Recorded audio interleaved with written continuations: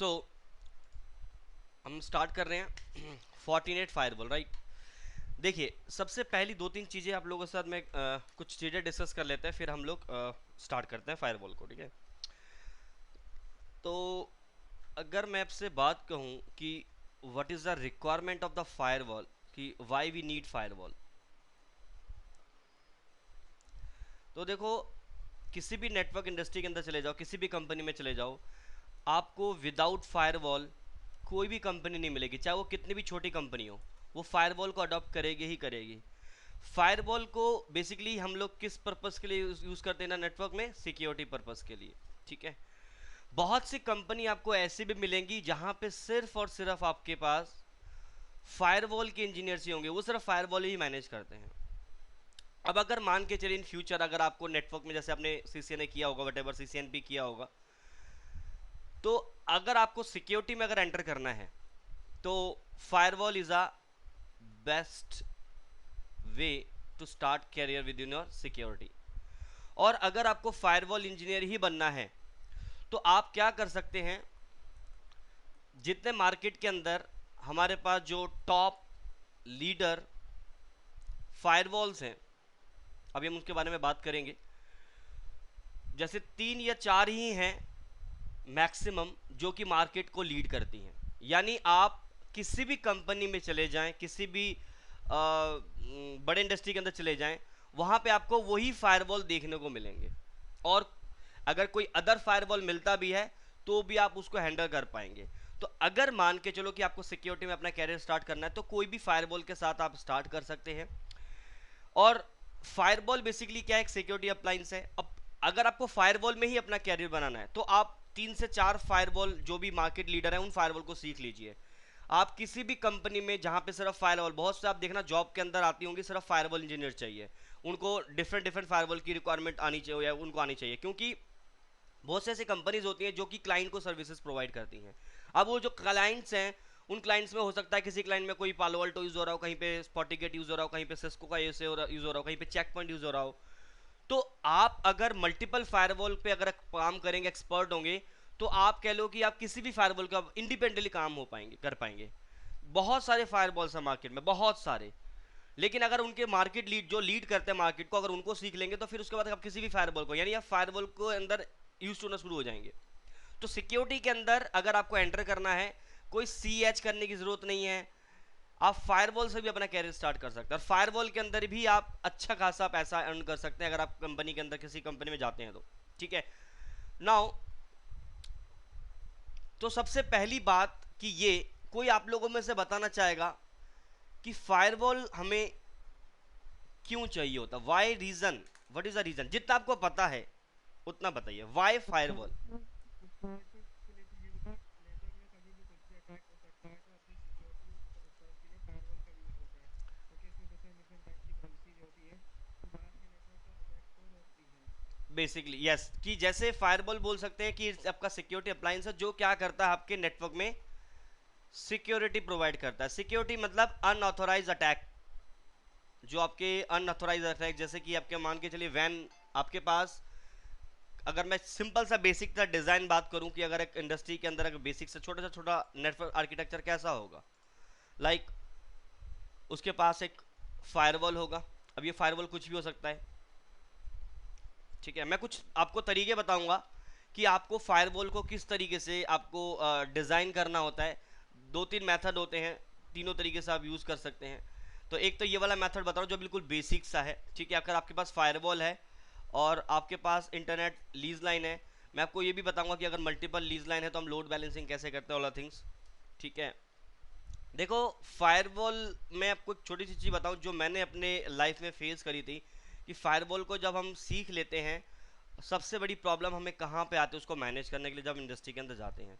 क्योंकि हमें बहुत सारी चीज़ें होती हैं जो हमें पहले पता नहीं होती हैं, और जब हम मार्केट में या इंडस्ट्री के अंदर जाते हैं तो फिर हम थोड़े से पॉज हो जाते हैं कि यार कहाँ से स्टार्ट करें, क्या करें, नहीं करें। तो मैं कुछ बेसिक चीज़ें आपके साथ शेयर करूंगा जो कि आपको काफ़ी हेल्प करेंगी कि अगर आप किसी कंपनी में एज अ फायरवॉल मैनेज करेंगे तो क्या चीज़ें आपको वहाँ पे देखनी है। तो ये एक बेसिक सा मैंने डिज़ाइन बनाया कि हमारे कंपनी के अंदर नेटवर्क इस तरीके से होंगे, ठीक है। सिंपल सा मैंने एक फायरवॉल लगाई, ये फायरवॉल कुछ भी हो सकता है।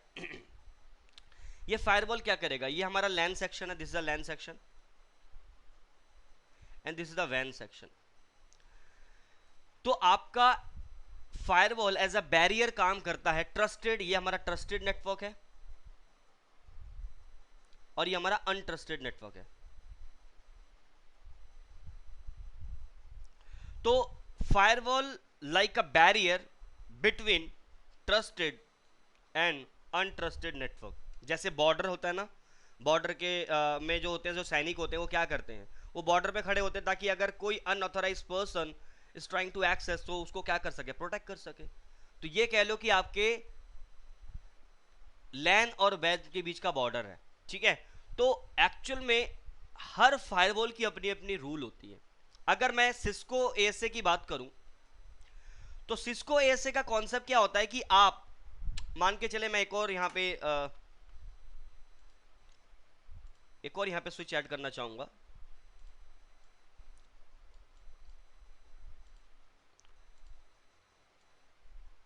और यहां पे मान के चलें कि मेरे पास कुछ सर्वर्स कनेक्टेड हैं, these are few servers.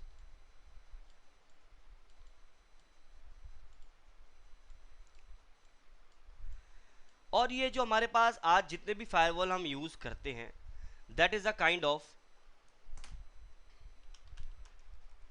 Zone based firewall. Zone based firewall से मतलब क्या है कि हमारे फायरवॉल को हम डिफरेंट डिफरेंट जोन में डिवाइड करते हैं। लाइक दिस इज अ लैन, ठीक है। अभी मैंने सिर्फ एक स्विच लिया हुआ है और एक ही कुछ 3 पीसी लिए हैं। आपके लैन में जितने भी डिपार्टमेंट्स होती हैं, एचआर, मार्केटिंग, ठीक है, सेल्स, हम ऐसे भी एक डायग्राम बनाएंगे जहां पे मैं आपको रियल जो एक्चुअल में कंपनी के अंदर जो सेटअप होता है वो किस तरीके से होता है। अभी सिर्फ एक बेसिक सा एग्जांपल दे रहा हूँ कि जोन बेस्ड फायरवॉल का मतलब क्या है। जितने भी फायरवॉल है ये जोन बेस्ड फायरवॉल ही होते हैं। मतलब जो इनके इंटरफेसेस हैं उसको जोन में डिवाइड किया जाता है। First is LAN, second is वैन, ये आपको कॉमन जोन मिलेंगे, और एक डीएमजी जोन, डीमिलिटराइज जोन, ठीक है। सो लैन जोन में क्या होगा, ऑब्वियसली आपके लैन यूजर्स कनेक्टेड होंगे। वैन में क्या होगा, ऑब्वियसली आपका इंटरनेट टर्मिनेट होगा। एंड जो डीएमजी होते हैं वहां पे हम सर्वर को प्लेस करते हैं, सर्वर को प्लेस करते हैं, दिस इज सर्वर, ठीक है। ये आपके ऑफिस के सर्वर से कुछ भी हो सकता है। नाउ सी, अब डिपेंड ऑन द फायरवॉल, ठीक है। अगर मैं सिस्को एएसए की बात करूं तो सिस्को एएसए क्या बोलता है कि आप बाय डिफॉल्ट मान के चलो कि यहाँ पे ये जो जोन्स हैं लैन टू वैन, अगर मैं बात करूं लैन to van, by default the traffic will be allowed when the traffic is going towards van. अगर आपके लैन से कोई ट्रैफिक वैन की तरफ जा रहा है या डीएमजी से कोई ट्रैफिक वैन की तरफ जा रहा है, इंटरनेट में कोई सर्वर को एक्सेस करना चाह रहे हो, Google, Facebook, whatever, all traffic by default allowed in Cisco ASA. And if the traffic, एक सेकेंड, किसी ने मैसेज किया है, हैंड रेज किया गया किसी ने, चलो लेट्स सी। सो तो जो ट्रैफिक है फ्रॉम लैन टू वैन, traffics are allowed by default. And when the traffic is coming from the internet towards your LAN or the DMZ, because this the private network, this is the private network, this is the private network and this is the public network। तो आपके private से, अगर मैं Cisco AC की बात कर रहा था, तो अगर आपका ट्रैफिक वैन से लैन की तरफ या वैन से डीएमसी की तरफ आता है तो बाय डिफॉल्ट ट्रैफिक आपका क्या होता है, deny. It's a Cisco ASA rule. But 14.8 firewall की अगर हम बात करें, 14.8 फायरवॉल के अंदर by default all traffic will be denied, all traffic are denied. देखेंगे हम किसको अलाउ कैसे करेंगे, ठीक है। तो स्टार्ट करते हैं 14.8 फायरवॉल से, और ये आपके पास बॉक्स है, ठीक है, फायरवॉल का। देखो फायरवॉल करने से आपको चीजें तो पता लग जाएंगी, लेकिन कई बार ये प्रॉब्लम आपको आ सकती है कि अगर मान के चलिए कि अगर आपको कहीं पे कोई प्रोजेक्ट मिलता है और उनको ये आपको सजेस्ट करना है कि फायरबॉल लेना है, suppose Fortinet is a market leader fireball, ठीक है।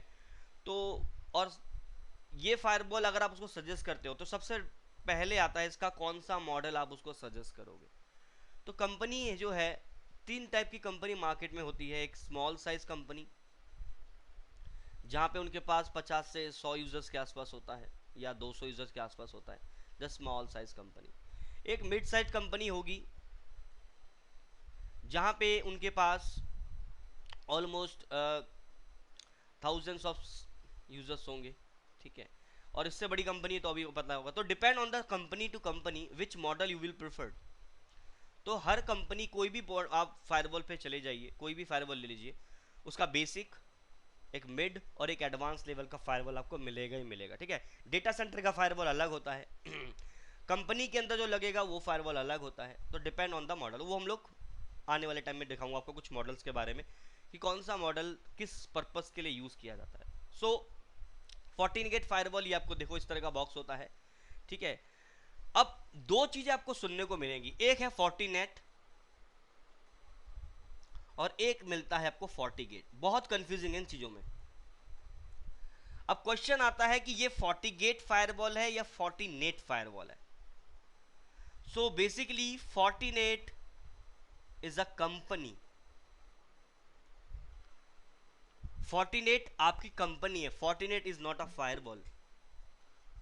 एक सेकेंड,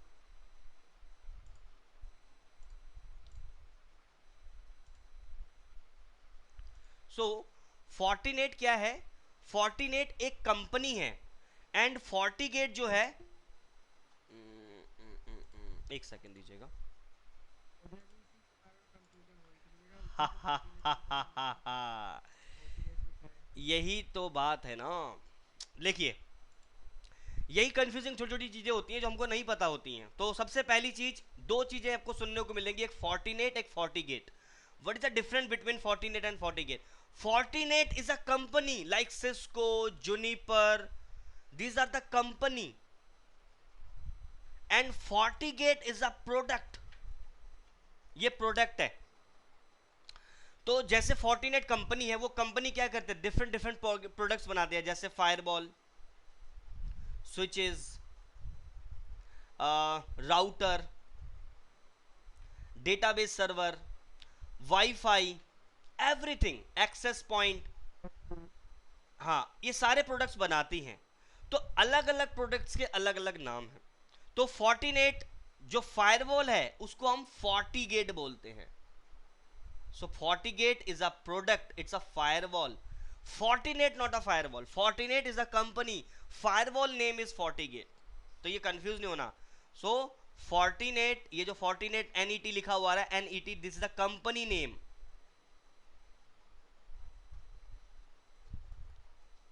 एंड जो फोर्टीगेट है, this is the FortiGate, it is a firewall, it's a device. Clear हुआ फोर्टिनेट और फोर्टीगेट के बारे में? So Fortinet is a company, FortiGate is a product, that is a firewall. अभी हम डिफरेंट डिफरेंट प्रोडक्ट्स को क्या क्या बोलते हैं वो भी देखेंगे, ठीक है। तो जैसे मैंने, हाँ, अच्छा, तो डीएमजेड कोड को कौन से जोन में हम रख सकते हैं? डीएमजी, डीएमजी जोन में ही होता है, डीएमजी जोन ही डीएमजी है वो, दैट्स अ डीएमजी। उसमें हम सर्वर्स वगैरह रखते हैं, जितने भी हमारे नेटवर्क में सर्वर होंगे that is a place in the DMG zone.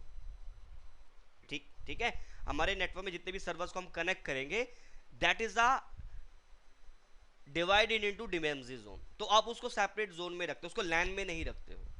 Like जैसे कि आपके पास एक फायरवॉल है, इस फायरवॉल के अंदर आपने एक स्विच लगा दिया और इसके अंदर आपने यूजर कनेक्ट कर दिया, आपने स्विच से एक और स्विच कनेक्ट कर, और यहाँ आपने सर्वर लगा दिया, ये सर्वर है मान के चलो।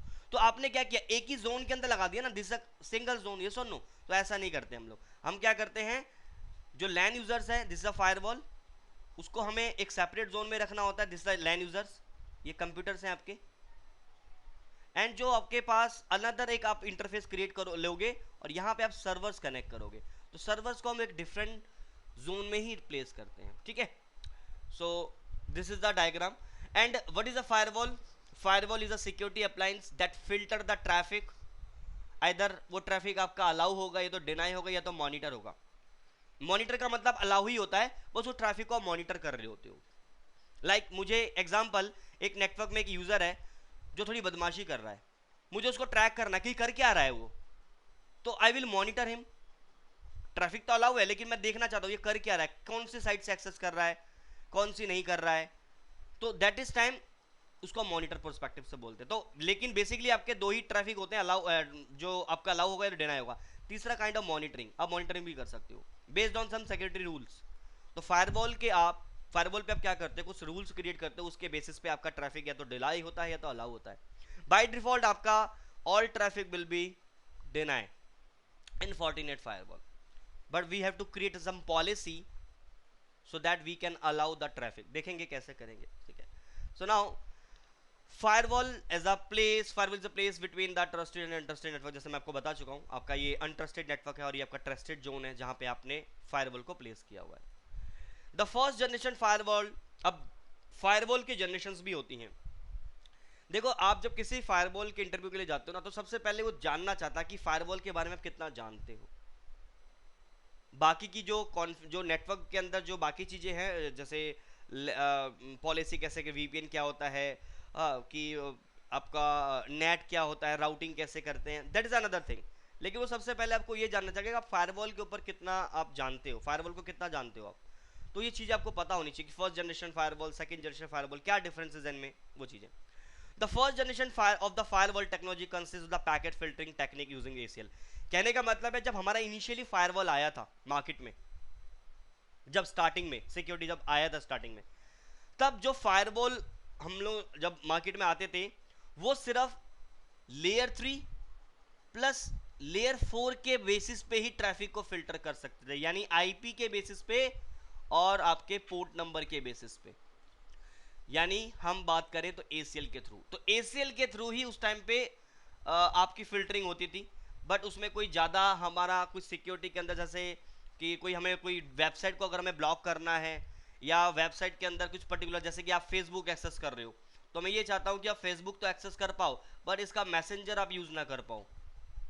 तो इस तरह के अगर आप सिक्योरिटी चाहते हो, that is not possible that time in the first generation firewall. It's kind of a basic firewall जो सिर्फ एसीएल के बेसिस पे आपके ट्रैफिक को फिल्टर करता था, इसको हम लोग पैकेट फिल्टरिंग फायरवॉल बोलते थे। First generation firewall is called a packet filtering firewall because of ACL, because we are using the ACL to deny or allow the traffic, that's it। now उसके बाद second generation firewall आया, मतलब कुछ, क्योंकि आपको पता है कि नेटवर्क में एप्लीकेशन पे भी हमारे पास बहुत से ऐसी चीज़ें होती है जहाँ पे हमें ब्लॉक करना होता है। तो फिर सेकेंड जनरेशन फायरवॉल के अंदर कुछ अप टू लेयर 7 इंस्ट्रक्शन लाया गया कि आप लेयर 7 तक आप क्या कर सकते हो, चीज़ें आप ब्लॉक कर सकते हो, जैसे kind of URL filtering, something like this, कि अगर आपको कोई एप्लीकेशन ब्लॉक करना है, लाइक आपको फेसबुक ब्लॉक करना है, यूट्यूब ब्लॉक करना है, this kind of thing you want to do, तो वो भी पॉसिबल था। तो वो सेकेंड जनरेशन फायरवॉल के अंदर था।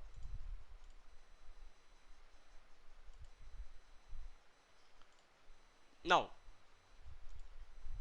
ठीक है, तो this is the types of firewall. First generation firewall के अंदर आपका एसीएल मतलब लेयर 3 प्लस लेयर 4 के बेसिस पे ट्रैफिक फिल्टर होता था।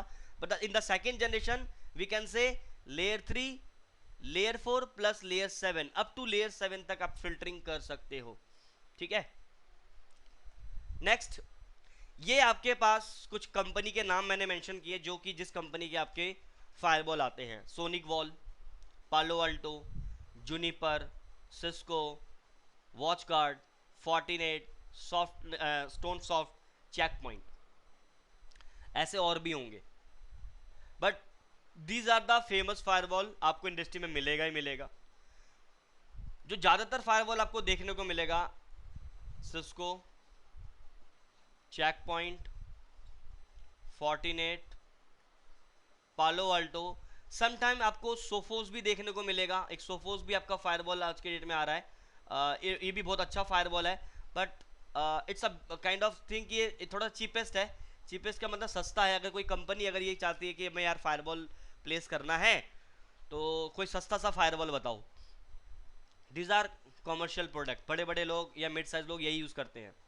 अगर आपको अपने नेटवर्क में सिक्योरिटी का कुछ ज़्यादा ही कंसर्न है आपको डेटा को लेके, तो आपको इनमें से कोई एक चूज करना पड़ेगा, पालो अल्टो, फोर्टिनेट या तो फिर चेक पॉइंट। सिस्को भी कहीं ना कहीं फेल हो जाता है इस केस में, but Palo Alto, Fortinet, Check Point, these are the market leader. ये समटाइम चेंज होता रहता है। अभी हम देखेंगे एक गार्डनर रिपोर्ट होती है जहां पे ये कंपनी है जो कि, मार्केट लीडर देखो। ऐसा नहीं बोल सकता हूं कि आपको देखने को मिलेगा कभी एक, जैसे अभी 2022 और 23 की बात करें तो फोर्टिनेट इज अ लीडर, ये दूसरे नंबर, ये पहले नंबर का फायरवॉल है, ये दूसरे नंबर पे फायरवॉल है। कभी आपको फायर पालो अल्टो पहले नंबर पे मिलेगा, कभी ये दूसरे नंबर पे, यानी जो टक्कर है वो सिर्फ इन दोनों के बीच में है मार्केट के अंदर। कभी आपको फोर्टिनेट आपको पहले नंबर पे मिलेगा, पालो अल्टो दूसरे नंबर पे मिलेगा, तीसरे नंबर पे आपको चेक पॉइंट मिलता है, दिस थर्ड नंबर। और ये जो है ये चौथे नंबर पे है सिस्को। ये मैंने आपको रैंकिंग बताई, लेकिन ये जो नंबर्स हैं that could be a change, but ऐसा नहीं है कि सिस्को के, तो देखो मैं ये नहीं कह सकता कि आने वाले फ्यूचर में क्या हो सकता है, बट अभी अगर मैं आने वाले 5-10 साल तक की बात करूं, सिस्को नंबर 1 पे नहीं आ सकता। ये यही घूमता रहेगा, या तो ये तीसरे नंबर पे आ जाएगा, ये चौथे नंबर पर चला जाएगा, क्योंकि मार्केट के अंदर यही दो लीडर्स हैं, 4 लीडर हैं basically, Palo Alto, Fortinet, Cisco and Check point.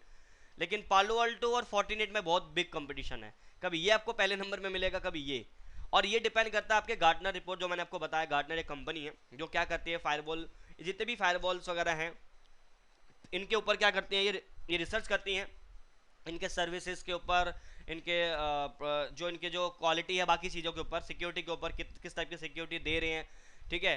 तो उसके अकॉर्डिंग गार्डनर क्या करते हैं, हर साल एक रिपोर्ट जनरेट करती है, ठीक है, जिसमें उनके हिसाब से what is a market leader, पहले नंबर पे कौन सा फायरवॉल को रैंक देते, सेकंड नंबर पे कौन सा, तो आपको ज्यादातर यही दो मिलेंगे। पिछले मैं 5 साल 6 साल से देख रहा हूँ, इन्हीं दोनों के बीच में कंपटीशन है, यहाँ ये दोनों बेचारे आगे पीछे होते रहते हैं, ठीक है। So these are the company, ये देखो गार्डनर की रिपोर्ट है, ठीक है। तो ये देखो यहाँ पे एक है चैलेंजर और एक है लीडर। चैलेंजर का मतलब जो चैलेंज कर रहे हैं, मतलब चैलेंजर उसमें है, लेकिन लीडर के अंदर कौन है, फर्स्ट नंबर पे फोर्टिगेट, सेकंड नंबर पे पालो अल्टो, और थर्ड नंबर पे चेक पॉइंट, और चौथे नंबर पे आपका सिस्को है। तो कभी आपको देखेगा चेक पॉइंट यहाँ पे चैलेंजर में चला जाएगा और जो सिस्को है उसके अंदर आ जाएगा, लीडर के उसमें आ जाएगा, लेकिन लीडर के अंदर मेन ये है। और कभी आपको पालो अल्टो ऊपर देखने को मिलेगा और कभी आपको फोर्टिनेट सेकंड नंबर पे। तो यहाँ पे फोर्टिनेट पालो अल्टो, पहली बात क्यों ऐसा रखा गया, पालो अल्टो फोर्टिनेट क्यों हमारे नंबर 1 पे ही रहते हैं हमेशा। सबसे पहला ना देखो, किसी भी फायरवॉल या किसी भी डिवाइस के ऊपर सबसे जो मेजर पॉइंट होता है that is a user friendly. User friendly से मतलब उसका जो इंटरफेस है, उसका जो मैनेजमेंट है, इतना इजी होना चाहिए कि आराम से आप उसको मैनेज कर पाए। ज़्यादा कॉम्प्लिकेशन चीज़ें क्या होंगी, लोगों ना उसको अडॉप्ट करना थोड़ा सा कम करेंगे एज कंपेयर टू, अगर मैं सिस्को की बात करूं, सिस्को इजी है बट थोड़ा सा कॉम्प्लेक्स है एज कंपेयर टू अदर।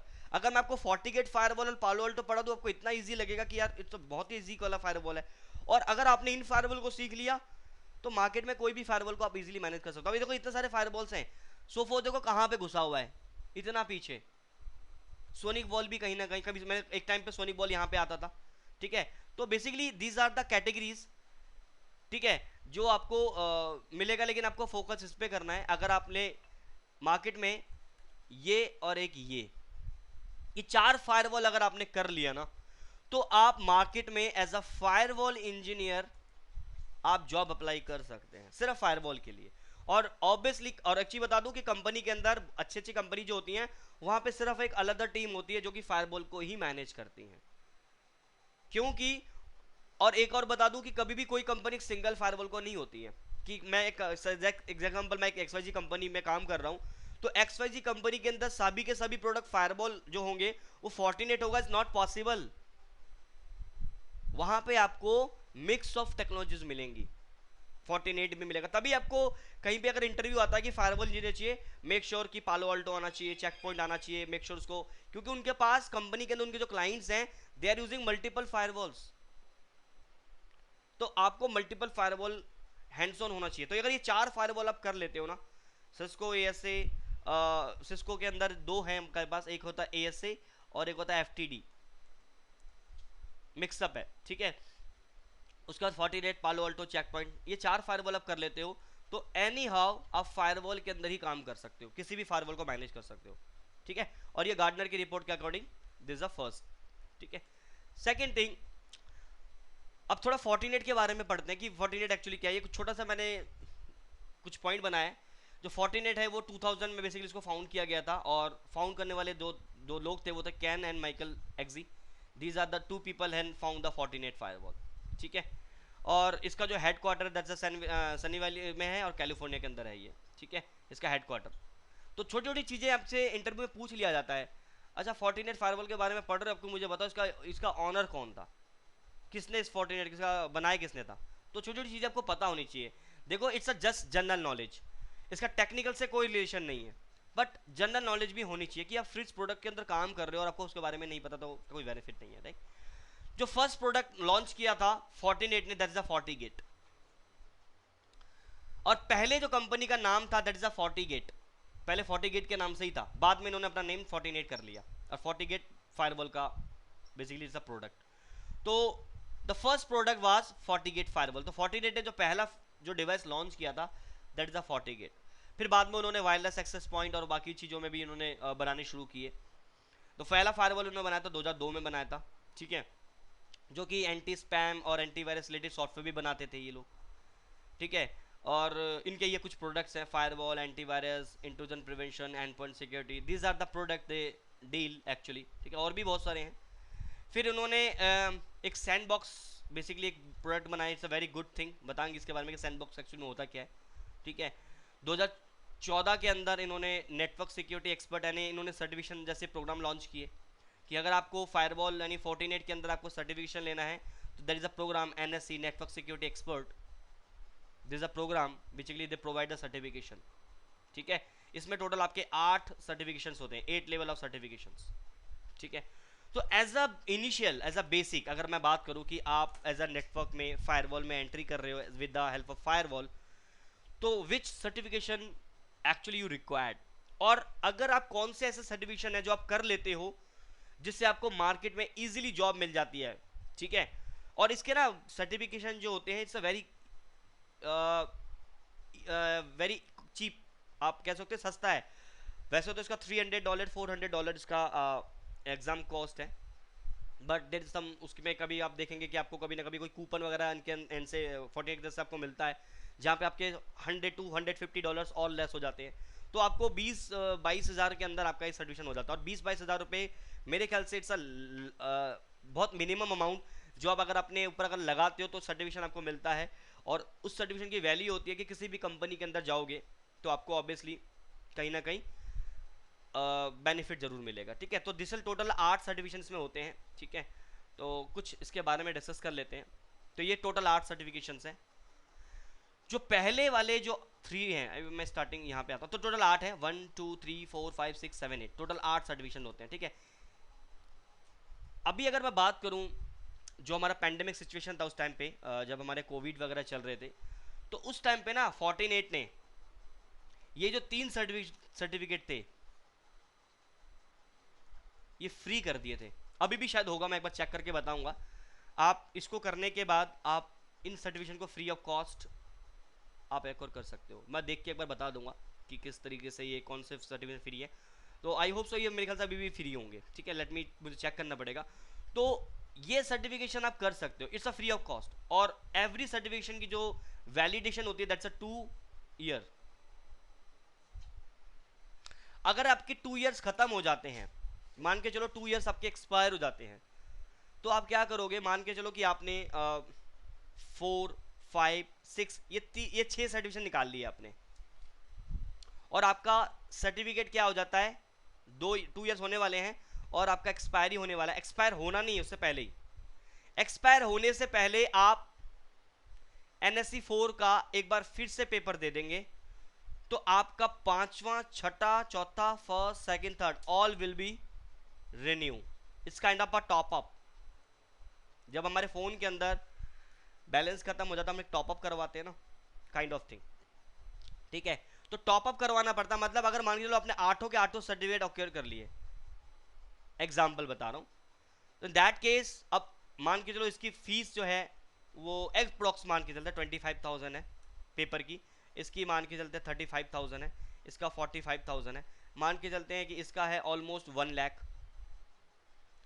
तो आपको अगर ये टोटल सर्टिफिकेशन आपने कवर किया हुआ है और आपके पास 8 लेवल ऑफ सर्टिफिकेशन है, ठीक है, लेवल 8 का सर्टिफिकेशन है और इसकी कॉस्ट है 1 लाख रुपीज़। तो जैसे ही एक्सपायर होने वाला होगा, क्या मुझे सारे पेपर दोबारा देने पड़ेंगे? क्या मुझे फिर 25,000, 35,000, 45,000 और 1 लाख भरने पड़ेंगे? नो। आप NSE 4 का 25,000 का एग्जाम फिर से दे दीजिए after 2 year, your all certificate will be again renew. सभी में यही होता है, क्योंकि यार 1-1 लाख रुपए हर साल थोड़ी लगाओगे आप, है ना? तो दैट इज अ कॉन्सेप्ट, ठीक है। तो ये टोटल 8 लेवल सर्टिफिकेशन होता है, लेकिन अगर मैं बात करूं एज अ इनिशियली, हम डायरेक्टली जो बात करेंगे दैट इज अ NSE 4 के बारे में, हम इसी की ट्रेनिंग के बारे में बात करेंगे।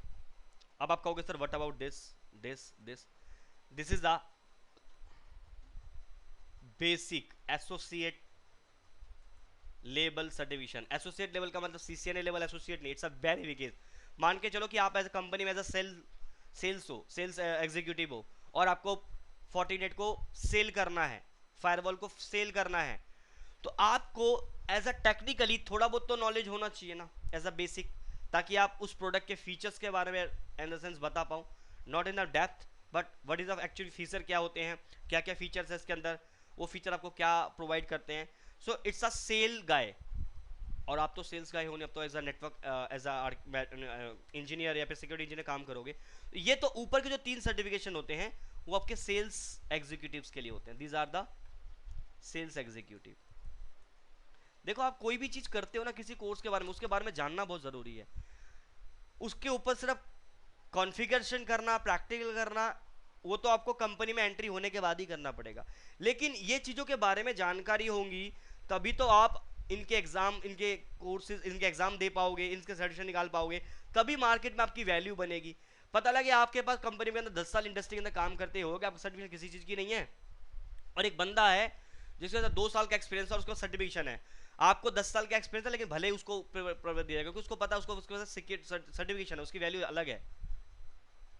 हालांकि आपकी भी प्रायोरिटी होगी, बट अगेन एक कंपनी है जहाँ पे वो सिक्योरिटी इंजीनियर्स को हायर करती है, तो वो चाहती है कि हमारे पास जो इंजीनियर्स आएंगे that is a certified engineer, trainer engineer मुझे नहीं चाहिए एज अ कंपनी। और आजकल हर कंपनी के अंदर ये चीज़ आम हो गई है, सर्टिफिकेशन होना ही चाहिए।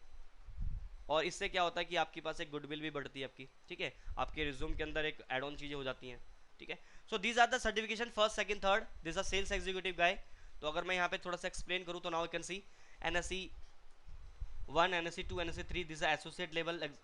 तो अब हम इसके बारे में बात नहीं करेंगे, क्योंकि NSE 4 कर दोगे तो आपके पास ऑटोमेटिकली इनकी नॉलेज आ जाती है। तो NSE 4 आ गया तो मतलब ये सर्टिफिकेशन भी आपके पास है, ये आप दे सकते हो, फ्री ऑफ कॉस्ट होता है। तो NSE 4 करते हो तो इसका क्या बेनिफिट है, क्या होता है इससे, क्या कर सीख पाओगे NSE 4 को? तो NSE 4 basically it's the management of the firewall, management of firewall, कि फायरवॉल को आपको कैसे डेवलप करना है, डिप्लॉय करना है, ठीक है, उसको मैनेज कैसे करना है, डे टू डे कॉन्फ़िगरेशन कैसे करनी है, मॉनिटरिंग करना हो, ऑपरेशन में ऑपरेशंस में कैसे उसको सपोर्ट करना हो। तो यानी kind of day to day activity जो फायरवॉल के लिए हमें होती हैं, और NSE 4 करके भी अगर आप इसको कर लेते हो ना, आप फायरवॉल को इजीली मैनेज कर सकते हो। Fortinet कहीं पे अगर लिखा हुआ है कि we need a Fortinet firewall engineer, आप इजीली अप्लाई कर सकते हो उस जॉब के लिए, क्योंकि उसके अंदर आपको डे टू डे काम करना होता है और बहुत ही इजी है फायरवॉल। उसका मैं जब डैशबोर्ड दिखाऊंगा ना, जब मैं इसके ऊपर काम करूंगा तो आप बोलोगे ये तो बहुत मजेदार चीज़ है। तो अभी हम प्रैक्टिकल पे आएंगे, कल मैं आपको छोटा सा प्रैक्टिकल वगैरह लैब वगैरह सेटअप करवाऊंगा कल, कैसे आपको लैब सेटअप करना है। और इसका जो इमेज है वो आपको इसके साइट से डाउनलोड कर सकते हो, बाकी मैं खुद दे दूंगा आपको वो वायर, और VMware में EVNG में उसको हम कैसे सेटअप करते हैं मैं बता दूंगा, ठीक है। तो NSE 4 is a professional level certification, directly professional level पे आप कर सकते हो। अगर आपके पास CCNA लेवल की नॉलेज है ना, it's enough, then go for this certification firewall, और यहाँ पे आप डे टू डे एक्टिविटी कर सकते हो। What is NSE 5? तो देखो NSE 5 क्या है पहले उसको समझते हैं। जो आपका NSE 4 है, नेटवर्क सिक्योरिटी प्रोफेशनल, ठीक है, इसमें ये जो कोर्स का नेम है, इसके अंदर दो नेम है, it's a FortiGate security and FortiGate infrastructure. ये दो सर्टिफिकेट आपको मिलते हैं basically if you do this NSE 4 certification. और इसकी exam cost almost $400, but again अगर आप कूपन वगैरह चेक करेंगे तो ये आपका $100 to $150 और लेस हो जाता है, तो ऑलमोस्ट आपको 250 या $300 के आसपास पड़ता है, तो ऑलमोस्ट 24,000 के आसपास। तो मैं आपसे 24,000 25,000 रुपये फूकना कोई बड़ी बात नहीं है, और आपको एक लेवल वो होता है, ठीक है। और every certification valid for the 2 year. तो NSE 4 में आपको ये दो पेपर करने होते हैं, ये कोर्स का नाम होता है बेसिकली, ठीक है, FT FGT security and infrastructure, ठीक है। तो ये आपके दो पेपर होते हैं। अगर मैं NSE 5 की बात करूं तो NSE 5 बेसिकली क्या है, it's a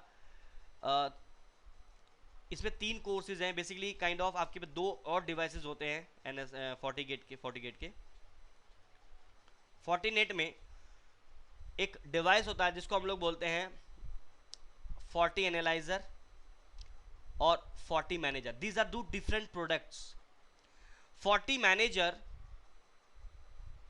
and Forti Analyzer, these are 2 separate box, separate product। जैसे FortiGate आपका फायरवॉल है, और आप अगर NSE 4 का पेपर देते हो, इसका मतलब आप फायरवॉल को मैनेज कर सकते हो, आप FortiGate फायरवॉल को मैनेज कर सकते हो।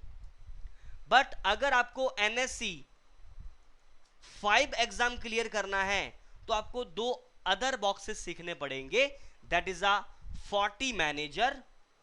What is a Forti Manager discuss करेंगे अभी थोड़ी देर में, and it is a Forti Analyzer। ये दो, और तीसरा है आपका FortiSIM। It's a security information event management kind of thing होता है, ठीक है। जैसे आपके कंपनी में अटैक्स होते हैं, लॉग्स आते हैं, तो उसको कैसे मॉनिटर किया जाता है, it's a very good actually thing. But ये आपका एक डिफरेंट प्रोडक्ट है FortiGate का ही, नॉट FortiGate, Fortinet का। Fortinet बोलूंगा क्योंकि Fortinet is a company, right, and FortiSIM is a product, Forti Analyzer is a product, Forti Manager is a product, FortiGate is a product. तो अभी हम उस पर थोड़ी देर में आते हैं, ठीक है। तो Fortinet, Forti Manager, Forti Analyzer और little bit basics of FortiSIM, तो ये 3 बेसिकली आप डिवाइसेस जब आप सीखते हो, that is you are eligible for NSE 5, ठीक है। तो यहाँ पे NSE 5 के लिए आपको 3 बॉक्स और सीखने पड़ेंगे, और ये करने के बाद फिर आप NSE 5, तो आप ये यानी आप फिर firewall, Forti Manager, Forti Analyzer। और मैं बता दूं कि नेटवर्क में अगर फायरवॉल में, अगर Fortinet फायरवॉल में कहीं पे भी अगर जॉब आती है, अगर आपको चाहते हो कि आपकी जॉब में हायरिंग हुई हो, तो आपको NSE 4 और NSE 5 ये 2 सर्टिफिकेशन इज इंपॉर्टेंट। अगर आपने ये कर लिया ना, मैं गारंटी बोल सकता हूँ कि आप इजिली जॉब आपको फायरवॉल में 100% मिल सकता है, 100% मिल सकता है, ठीक है। तो NSE 4 और NSE 5, this is a major certification in a professional if you want to make a career in a Fortinet firewall, ठीक है। नाउ जैसे क्या डायरेक्ट ये सर्टिफिकेशन को कर सकते हैं? बिल्कुल आप कर सकते हो, अगर आप ट्रेनिंग लेके NSE पहले आपने फायरवॉल की ट्रेनिंग ली, फायरवॉल पे आप चले गए, उसके बाद आपने Fortinet एनालाइजर, Fortinet आपने मैनेजर, और थोड़ा बहुत आपने वो बेसिक जो अपने 3 डिवाइस देखे उसके ऊपर आपने कर लिया, तो आप डायरेक्ट सर्टिफिकेशन के लिए अप्लाई कर सकते हैं। इसके लिए कोई मैंडेटरी नहीं है कि आपको कोई कोर्स होना पहले से आना चाहिए। हाँ, अभी देखो अगर आप के पास नेटवर्किंग के बिल्कुल भी जीरो हो तो उसका कोई बेनिफिट नहीं है, तो फिर आपको समझ में नहीं आएगा। तो एटलीस्ट आपके CCNA लेवल की knowledge is required, be honest, it's a, क्योंकि बहुत से मैंने लोगों को देखा है, नहीं आप डायरेक्ट दे सकते हो, डायरेक्ट कैसे दूंगा जब मुझे नेटवर्क के बारे में मुझे ABC नहीं पता। तो CCNA is a basic requirement if you are trying to give the exam of the Fortinet any of NSE 4 NSE 5। But again NSE 4 को पहले आप करेंगे, जब NSE 4 पे आप करने के बाद फायरवॉल को मैनेज करना सीख जाते हैं, जब आपको फायरवॉल मैनेज करना आ जाता है, उसके बाद आप NSE 5 भी उसके बाद कर सकते हैं, इट्स अ, ठीक है। और ऐसे ही हमारे पास NSE जो 8 होता है, NSE 8 मैंने उसके बारे में मेंशन नहीं किया, NSE 8 इज अ मतलब जो 3 सर्टिफिकेशन है एसोसिएट लेवल के, वो करने का मतलब जरूरत नहीं। नहीं, उसकी रिक्वायरमेंट, उसकी वैल्यू भी नहीं है। अगर आप कर भी लेते हो और बोलते हो अरे मैंने ना ये NSE 4 1 2 3, भाई ठीक है किया तो किया, क्या हो गया, उसमें तो कुछ है ही नहीं। What's just a product knowledge? Security क्या है? There is no practical there. No practical anywhere. Just about the product कि व्हाट इज द फायरवॉल। तो आप मैंने वो पूरी सर्टिफिकेशन फ्री में करने के लिए बोलते हैं। फ्री में मिल कर था, लेकिन अब उसको जरूरत भी नहीं। अगर आप मान के चलो कि आपने NSC 1 2 3 certificate free of cost कर लिया, उसके साइट में जाके दे सकते हो, ठीक है। और आपको मिल भी गया और आप सबको दिखाते फिर रहे हो कि मैं NSE 1 NSE 2 सर्टिफाइड हूँ, क्या है फिर? है तो मैं आपकी बात नहीं कर रहा, जैसे जनरल एग्जांपल दे रहा हूँ, क्या है वो? कुछ भी नहीं है। It's not a technical knowledge, कोई इन डेप्थ नॉलेज नहीं है, कोई security, just a basic information क्या है, फोर्टिनेट प्रोडक्ट क्या है, फायरवॉल क्या है, क्या फीचर्स है, दैट्स इट। वल्नरेबिलिटीज क्या होती है, सिक्योरिटी के कुछ 2 3 कॉन्सेप्ट डाल दिए, दैट्स इट। वहां पे कुछ भी नहीं है। NSE 1 NSE 2 NSE 3 कौन करता है? Sales executive. तो आपको सेल्स एग्जीक्यूटिव बनना है क्या? नहीं ना। तो वो आपके लिए है ही नहीं। आपकी जो स्टार्टिंग होगी that is NSE 4। If you want to become a network security engineer then you have to do the NSE 4 directly. Clear है सबको सर्टिफिकेशन के बारे में? Yes sir. सबको, एवरीवन? Yes sir. बाकी कोई है जिसको कुछ समझ में ना आया? Okay good. नाउ सी, अब हमारे बात कर रहे हैं फोर्टिनेट प्रोडक्ट्स के बारे में, ठीक है। देखो इनिशियली 1 2 दिन हमें थ्योरी में देना पड़ेगा ताकि हमें एक्चुअली में प्रोडक्ट को जान जाएं, तभी हमको प्रैक्टिकल करने में, और उसके बाद जब हम प्रैक्टिकल करेंगे तो फिर प्रैक्टिकल ही होता रहेगा। देयर इज नो थ्योरेटिकल, बस थोड़े बहुत थ्योरेटिकल हम लोग डिस्कस करेंगे जो as per requirement, then we will do the practical. ध्यान रखना इस पूरा का पूरा सिलेबस जो है only on a practical, there is no theory. मैं प्रैक्टिकल की बात करूँ तो 90% प्रैक्टिकल है डियर, और 10% थ्योरी है, जो स्टार्टिंग में 1 2 दिन हमें देखना है बस खाली कि ये कॉन्सेप्ट, ये कॉन्सेप्ट्स होते हैं। Then we will move on the directly firewall. और ये जो हमारा है firewall, it's a GUI based, पूरा totally graphical, but you can manage also CLI। अगर मैं अपनी बात करूं, मैं अपनी बात कर रहा हूं, तो मैं GUI से भी मैनेज करता हूं, बट मुझे इसमें ज़्यादा मज़ा आता है, पता नहीं क्यों, शुरू से ही। बट ऐसा नहीं है कि मैं अब Fortinet firewall it's a totally graphical base, but you have the option CLI। तो मैं ये बोलूंगा कि अगर आप फोर्टिनेट फायरवॉल कर रहे हो तो आप उसको ग्राफिकली मैनेज करोगे, बट आपको थोड़ा बहुत CLI आना पड़ेगा। क्यों? कि मान के चलो कि आप फायरवॉल का एक्सेस नहीं ले पा रहे हो, उसका ग्राफिकल एक्सेस नहीं ले पा रहे हो, तो आप पुट्टी और SSH से उसको एक्सेस कर पाओगे, बट आपको थोड़ी बहुत कमांड आनी चाहिए। तो क्या IP क्या है चेक करने के लिए, अगर आपको बेसिक कमांड भी नहीं आती होगी तो फायरवॉल आप, सिस्को में अगर से कमांड चलेगा। बहुत ईजी है। CCN अगर आपको आता है तो बस वो है, लेकिन CCN वाली कमांड नहीं चलेगी जो सिस्को में चलती है, वो नहीं चलेगी, इस पर अलग कमांड चलती है, मैं बताऊंगा ना बेसिक, लेकिन टोटली ग्राफिकली मैनेज करेंगे। CLI पे बिल्कुल बेसिक होगा डियर। आप सोच रहे हो कि मैं CLI पे हम लोग करेंगे, नो, CLI पे जस्ट बेसिक कि हमें IP कॉन्फ़िगर करना हो स्टार्टिंग में जब बॉक्स को हम नया ओपन करते हैं, ठीक है। और मैं आपके साथ कुछ चीज़ें ऐसी शेयर करूंगा ना, क्यों, मैंने देखा यार, मैंने जब फोर्टिनेट फायरवॉल किया था, ट्रेनिंग तो ले लिया था मैंने, एक कंपनी में ना मुझे फोर्टिनेट फायरवॉल लगाना था, ठीक है।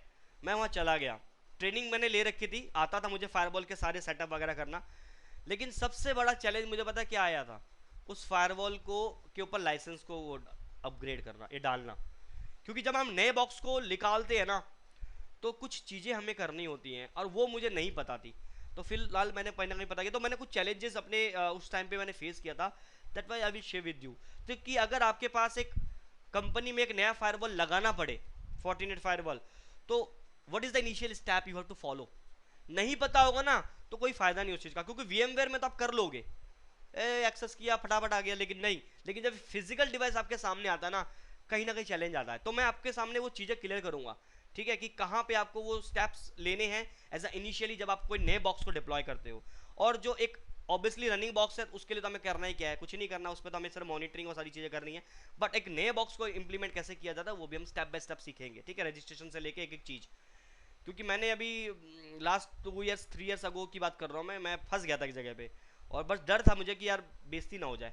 बट हाउ कहीं ना कहीं से मैंने हेल्प लिया, लेकिन फिर मेरे को लगा यार ये चीज़ें कम अगर इंस्टीट्यूट में अगर ट्रेनिंग में हमें मिल जाए ना तो आई होप सो कि हमें इस चीज़ें फेस ना करना पड़े। तो दैट्स वाई वो चीज़ें मैं आपका शेयर करूँगा, ठीक है। सो नाउ अगेन हम come in the point, Fortinet products की बात करें तो there is a different product. अभी मैंने आपके सामने 12 प्रोडक्ट्स लिखे हुए हैं, बट इसके अलावा भी और भी 8 10 प्रोडक्ट्स हैं, बट हम उसके बारे में बात नहीं करेंगे। Just it's a major product जो आपको इंडस्ट्री में देखने को मिलेंगे, ठीक है। तो एक है फोर्टीगेट जिसके बारे में हम बात करता। FortiGate is not a company, it's a product. Fortinet is a company. ये कंपनी क्या करती है, ये डिवाइसेस बनाती है। फोर्टीगेट, फोर्टीगेट मीन्स फायरवॉल, तो फायरवॉल को हम लोग क्या बोलेंगे, फोर्टीगेट फायरवॉल। इसके बाद एक डिवाइस होता है जिसको, ये डिवाइस है फोर्टीगेट, जो क्या होता है, फायरवॉल होता है। इसके बाद है फोर्टी मैनेजर। फोर्टी मैनेजर क्या है, manage multiple firewalls, it's a centralize device. Centralized device. इसीलिए बोला जाता है NSE 4 NSE 5 करने के लिए, क्योंकि आप एक कंपनी में गए हो, उस कंपनी में 50 फायरवॉल लगे हैं FortiGate के, अब उस 50 फायरवॉल को आप अकेले एक एक इंडिविजुअली थोड़ी मैनेज करोगे, तो उनको क्या करोगे आप, किसी ना किसी सेंट्रलाइज डिवाइस से मैनेज करोगे, that is a Forti Analyzer. तो Forti Analyzer, sorry Forti Manager, not analyzer, Forti Manager is a device who can manage multiple firewalls. आपके 50 अलग अलग ऑफिसेज हैं, according to if you are working in a company, और आपके company के हैं different different branches, आपके company में, आपके कंपनी में डिफरेंट डिफरेंट ब्रांचेज हैं,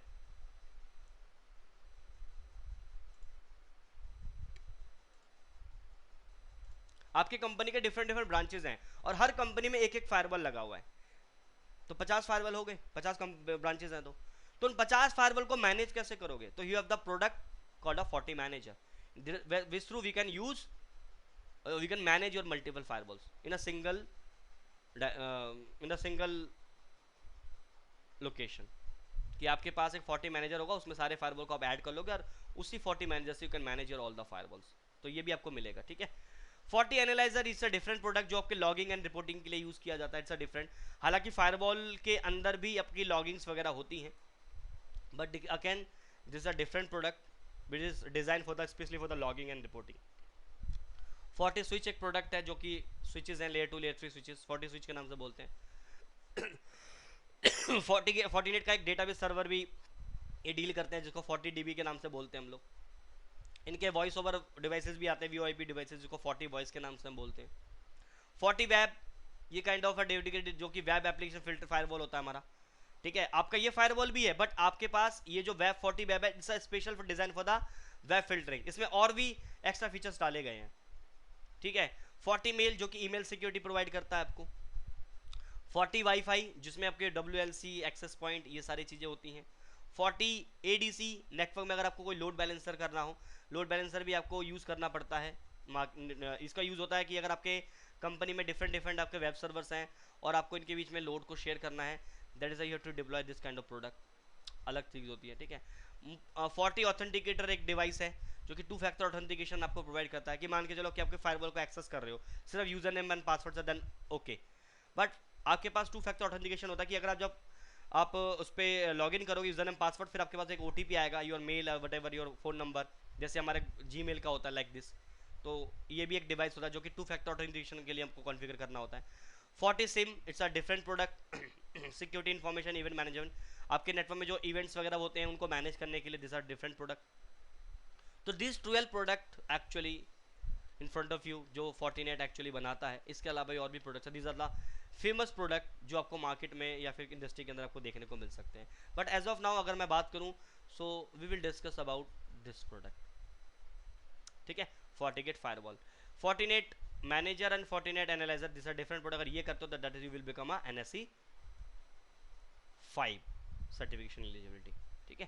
तो फिलहाल अभी हम स्टार्ट करेंगे दिस नाउ।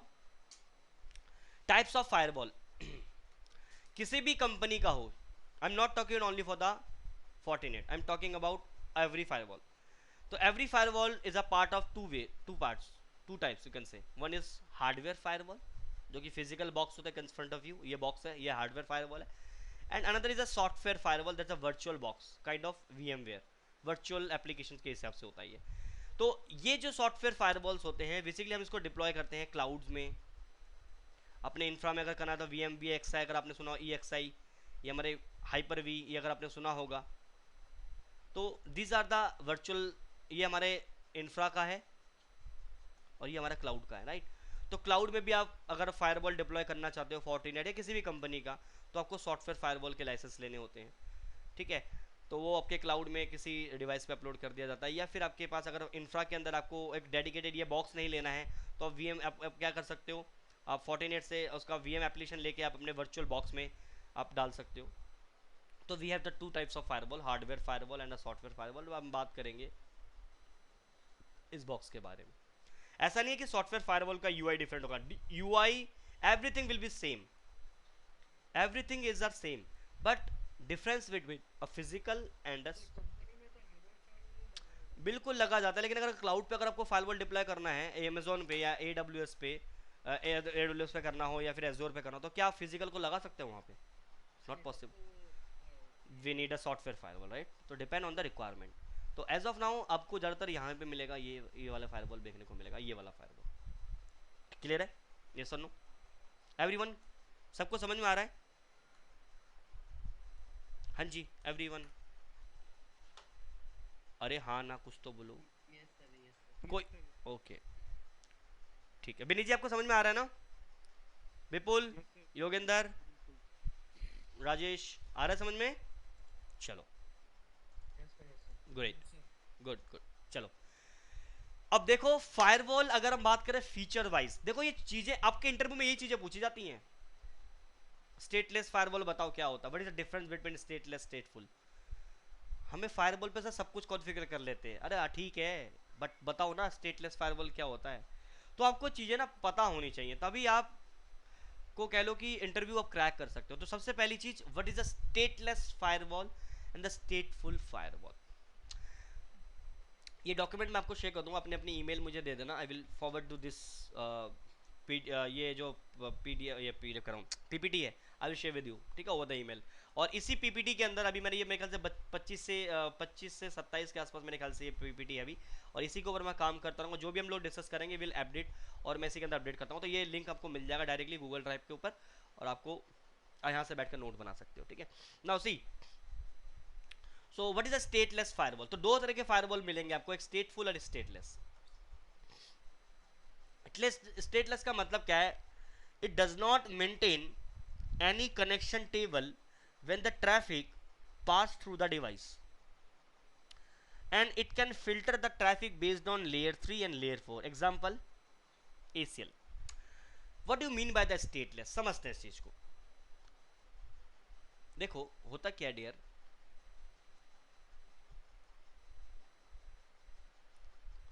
सपोज मेरे पास एक फायरवॉल है,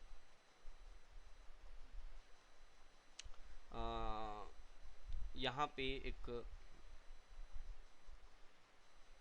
ये इंटरनेट है मान के चलो, और यहाँ पे एक यूज़र कनेक्टेड है,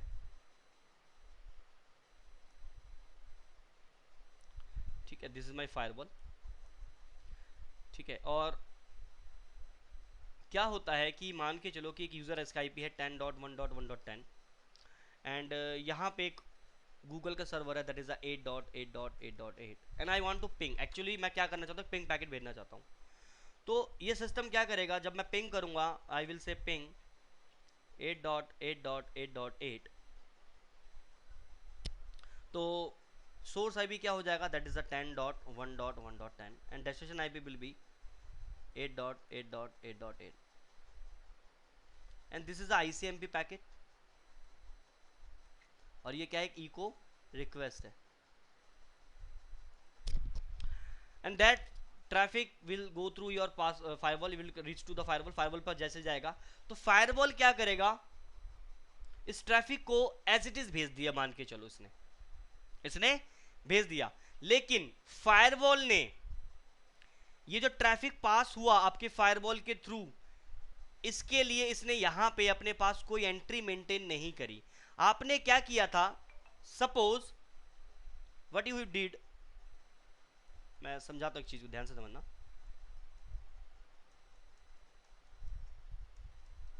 अरे यार ये हटा उसको।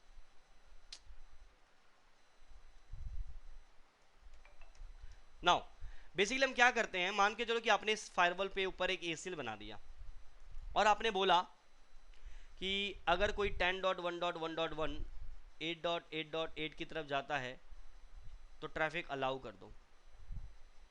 कोई यूज़र आता है 10.1.1.2 और जाना चाहता है 8.8.8 के ऊपर, इसको डिनाई कर दो।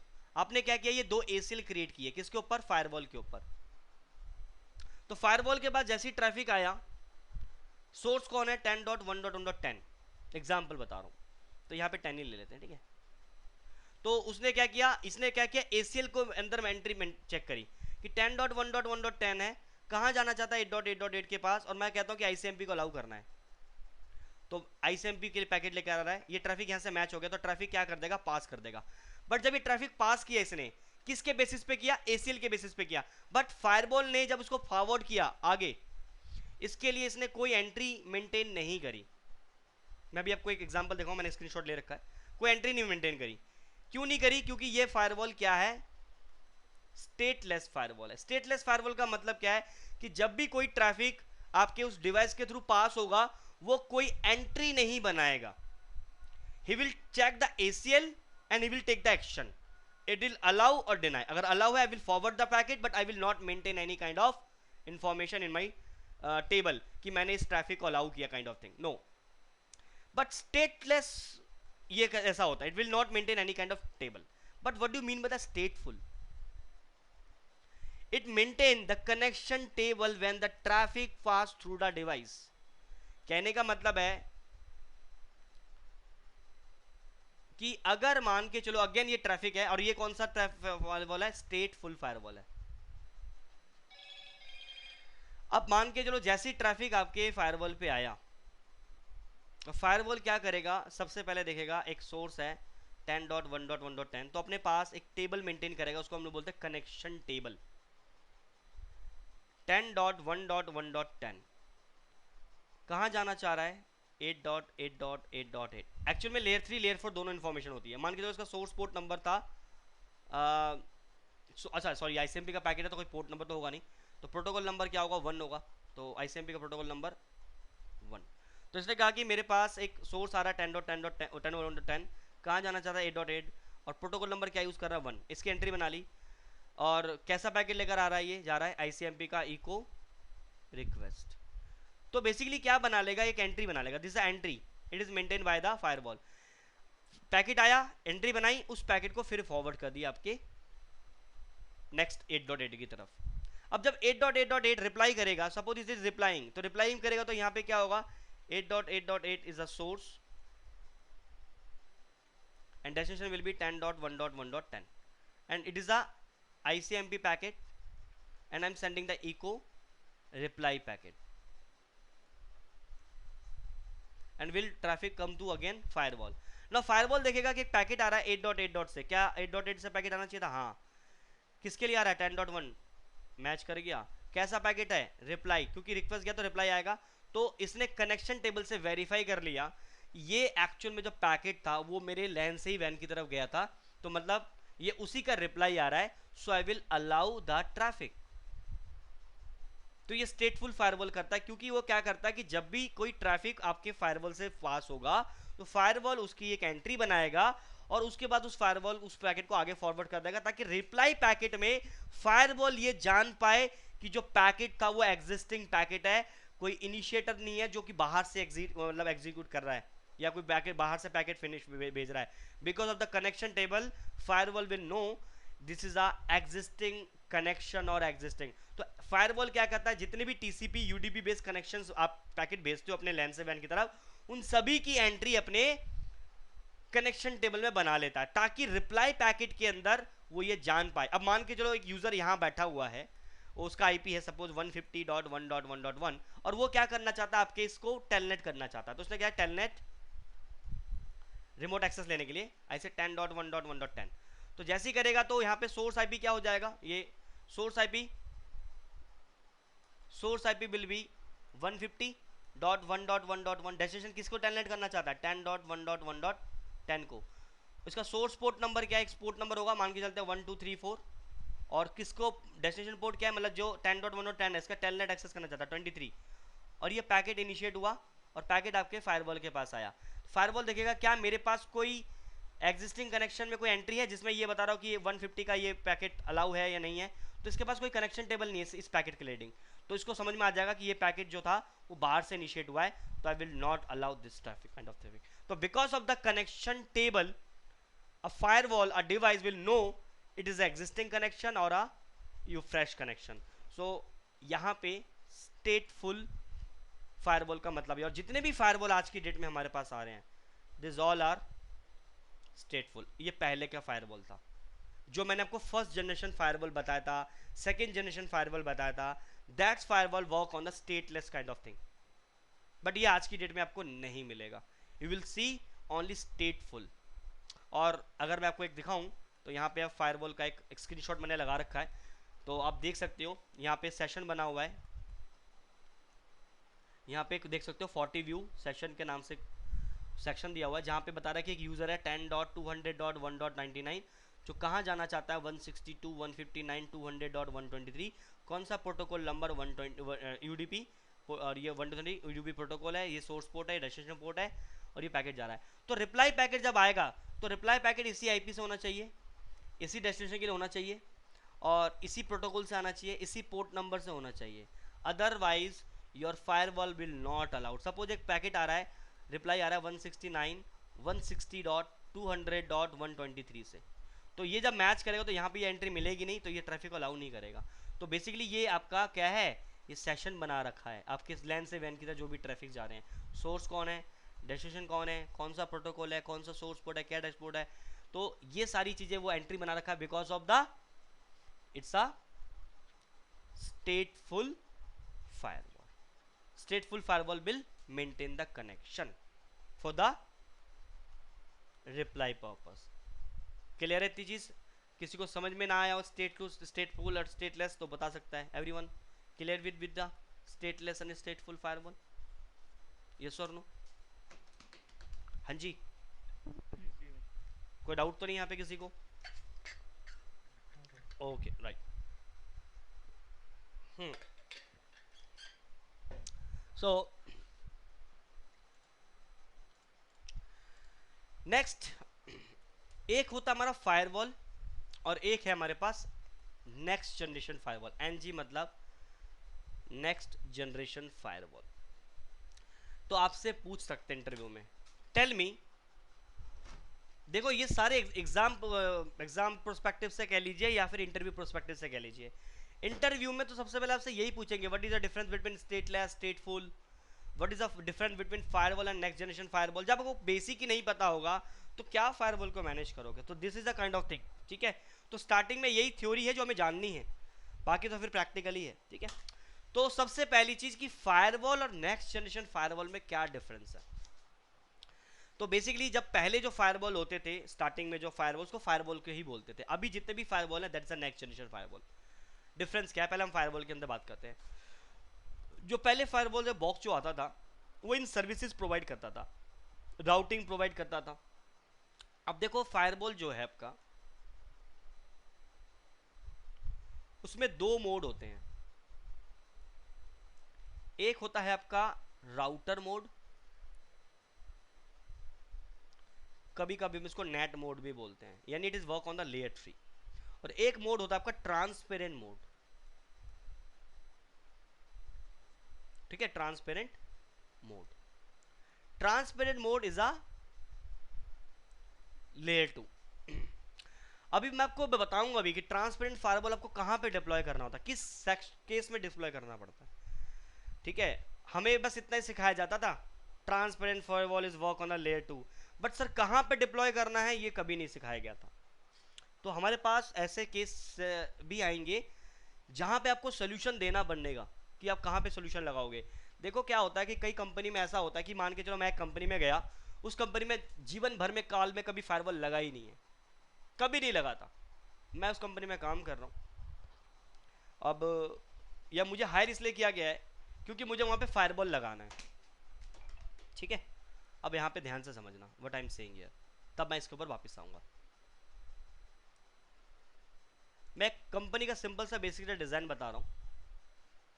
मैं एक कंपनी में गया, सपोज एग्जांपल, उस कंपनी का नेटवर्क आर्किटेक्चर कुछ इस तरीके से था। राउटर था और वहाँ पे एक इंटरनेट कनेक्शन राउटर पे टर्मिनेट हो रखा है। This is the router, either Cisco whatever you can say, ऐसे राउटर। और राउटर के साथ हमने एक स्विच कनेक्ट किया हुआ है, और इस स्विच के साथ हमने कुछ कंप्यूटर्स कनेक्ट किए हुए हैं,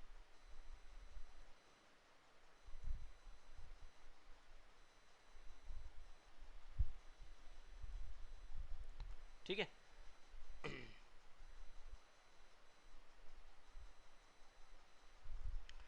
एक छोटा सा एग्जांपल ले रहे हैं हम लोग, ठीक है, like this. And this is your LAN and this is your वैन। इस कंपनी में सिर्फ क्या था, सिर्फ ये गाय क्या करते हैं, इंटरनेट एक्सेस कर रहे थे, दैट्स इट। बस इस राउटर को यहाँ पे दिया इसलिए प्लेस किया गया ताकि ये इंटरनेट एक्सेस कर पाए, दैट्स अ रीजन।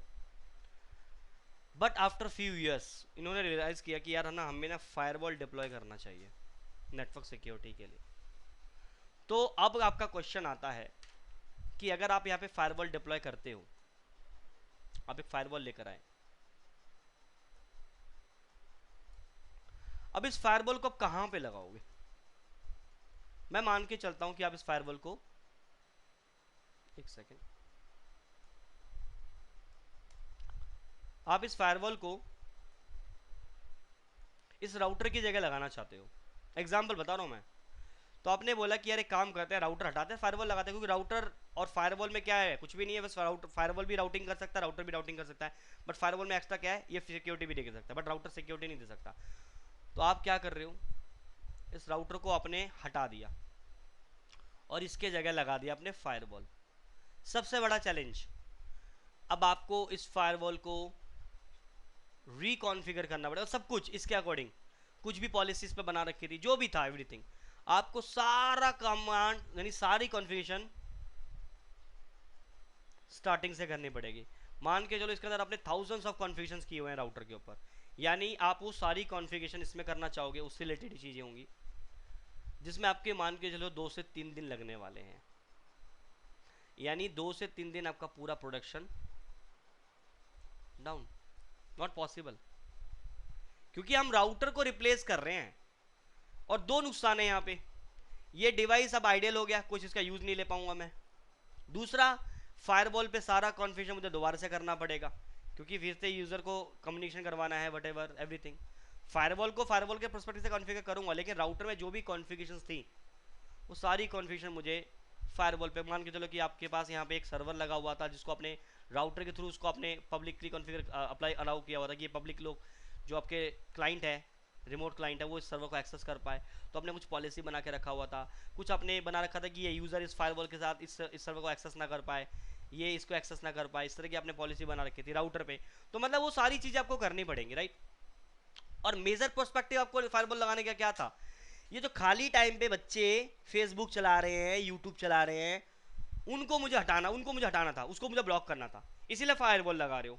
लेकिन अब फायरवॉल लगाने से क्या हुआ, आपको सारी राउटर की कॉन्फ़िगरेशन उसमें दोबारा करनी पड़ेगी, एज वेल एज जो आपकी रिक्वायरमेंट थी फेसबुक ब्लॉक, वो तो करना ही पड़ेगा। तो आपसे 2 से 3 दिन का टाइम लगेगा, जिसमें आपका पूरा नेटवर्क डाउन है। यानी कंपनी को बोलो छुट्टी पे जाओ, हम 2 दिन तक फायरवॉल ही कॉन्फ़िगर करेंगे। It's not a possible, running production के अंदर हम ऐसा कभी डिप्लॉय नहीं करेंगे। So what I will do कि फायरवॉल को मैं लगाऊंगा कहां पे, अरे बस इससे ज्यादा नहीं हो सकता कंट्रोल Z को।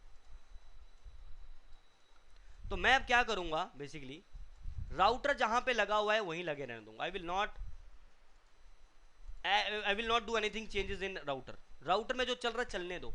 मेरा फायरवॉल को लगाने का रीजन ये है कि मैं सिर्फ और सिर्फ इसके अंदर फेसबुक, यूट्यूब, ये सारी चीजें ब्लॉक करना चाहूं। तो आप क्या करोगे डियर, आप इस फायरवॉल को यहां पे लगा दो।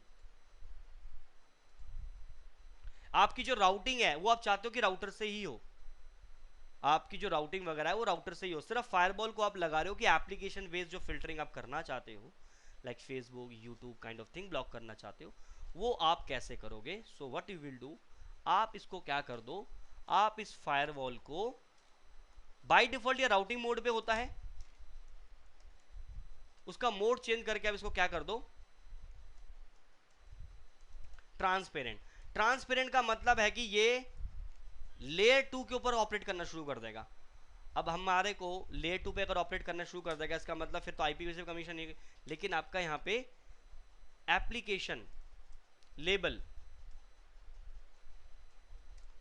लेवल सिक्योरिटी आप डिप्लॉय कर सकते हो। इसका मतलब जो मुझे राउटर में जो कॉन्फ़िगरेशंस हैं उसको मैं छेड़ूंगा नहीं, सिर्फ फायरवॉल को मैं एज अ ट्रांसपेरेंट डिप्लॉय करके इसके ऊपर मैं एप्लीकेशन बेस करवा सकता हूं। मैं इसको लेयर 3, ऐसा नहीं मैं ट्रांसपेरेंट ही लगाऊंगा। अगर मैं इसको राउटिंग, देखो 2 मोड होते हैं, मैं दोबारा बता रहा हूं, एक होता है राउटिंग मोड और एक होता है ट्रांसपेरेंट मोड। राउटिंग मोड का मतलब है कि ये काम करेगा आपके डायरेक्टली लेयर 3 के ऊपर, आईपी के बेस पे कम्युनिकेशन करवाएगा। बट ट्रांसपेरेंट कभी भी आईपी के बेस पे कम्युनिकेशन नहीं करवाएगा, ये सिर्फ मैक एड्रेस के बेसिस पे फिल्टरिंग करेगा। तो मैक एड्रेस के बेसिस पे मैं क्या करवा लूंगा यहाँ पे, लेकिन हमारा काम क्या है यहाँ पे, सिर्फ मुझे ये करना है कि मुझे इस फायरवॉल से फेसबुक, यूट्यूब, ये सब चीजें मुझे ब्लॉक करनी है। तो मैं उसको इस फायरवॉल को एज अ ट्रांसपेरेंट मोड लगा के सिर्फ मैं क्या करूंगा, इसके ऊपर वो एप्लीकेशन लेवल फिल्टरिंग लगा दूंगा, और जो राउटिंग होगी वो सिर्फ राउटर के थ्रू ही होगी। या मैं ऐसा भी कर सकता हूं कि मैं इसको ट्रांसपेरेंट मोड पे नहीं लेके जाना चाहता, मैं इसको राउटिंग मोड पे ही रखता हूं। तो मुझे क्या करना पड़ेगा, इस इंटरफेस पे एक आईपी देना पड़ेगा, क्योंकि बिना आईपी के तो मैं कम्युनिकेशन कर नहीं सकता। फिर यहाँ पे भी एक आईपी देना पड़ेगा, फिर मुझे यहाँ पे राउटिंग कॉन्फ़िगर, मतलब फिर ज़्यादा काम बढ़ जाएगा, फिर राउटिंग भी कॉन्फ़िगर करना पड़ेगा। और फिर जो फायरवॉल वगैरह जो आप यूट्यूब फेसबुक ब्लॉक वो तो करोगे, उट्स अनदर थिंग, वो तो करना ही करना है। बट आपको लेयर 3 की टेक्नोलॉजी को अलग से ऐड करना पड़ेगा, क्योंकि आईपी दोगे, फिर यहाँ पे राउट ऐड करवाओगे, everything you have to do this.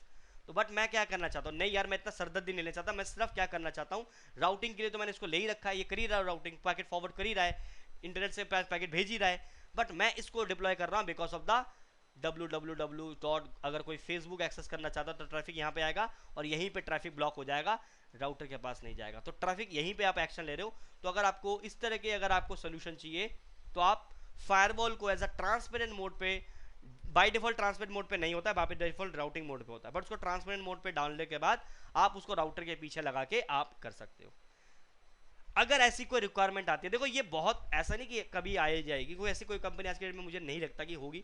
4 में से 100 में से 10 कंपनी ऐसी मिलेगी जो कि बिना फायरवॉल के आज भी काम कर रही है, ठीक है, मैंने देखा है, ठीक है।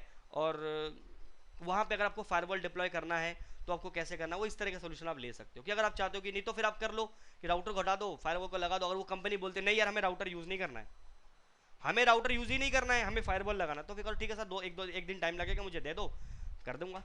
तो ऐसा भी कर सकते हो, depend on the again requirement. But suggestion दोगे कि नहीं यार आपको राउटर को देखने की जरूरत नहीं, क्योंकि राउटर को आप हटा दोगे तो आपका ये एक्चुअल में आइडल हो जाएगा और आपका कोई यूज़ नहीं ले पाओगे। तो मैं राउटर को भी यूज़ ले पाऊंगा अपने नेटवर्क में, तो इसको लगे रहने दो, आप इस पर लेयर 3 फंक्शन कर दो, और लेयर 7 की जो फिल्टरिंग है वो आप यहाँ पे कर दो, दैट्स इट। समझ में आ रहा है? यस और नो एवरीवन? हाँ जी, हाँ जी। But so this, okay okay, so this is the transparent firewall, okay good. तो आपका जो फायरवॉल होता है, जो by default this routing mode, तो फायरवॉल में क्या डिफरेंट है नेक्स्ट जनरेशन फायरवॉल में क्या, वो बता रहा हूँ। तो जो फायरवॉल है वो आपकी लेयर 3 पे ऊपर काम कर सकता है, लेयर 3 फंक्शनलिटी चल सकता है उसके ऊपर, ट्रांसपेरेंट मोड पे उसको डाल सकते हो, उस पर आप वीपीएन कॉन्फ़िगर कर सकते हो, लेयर 2 से लेयर 4 फिल्टरिंग लगा सकते हो, वीडोम मल्टी कॉन्टेक्स्ट, इसके बारे में भी हम सीखेंगे। अगेन देखो ये जो वीडोम का कॉन्सेप्ट है that is a part of NSC 5, but मैं ये चीज़ आपको मैं सिखाऊंगा, ठीक है, इसी पे सिखाऊंगा, क्या बोलते हैं, एनएससी 4 में ही। किसी ने चैट डबल डाला है कुछ? ओके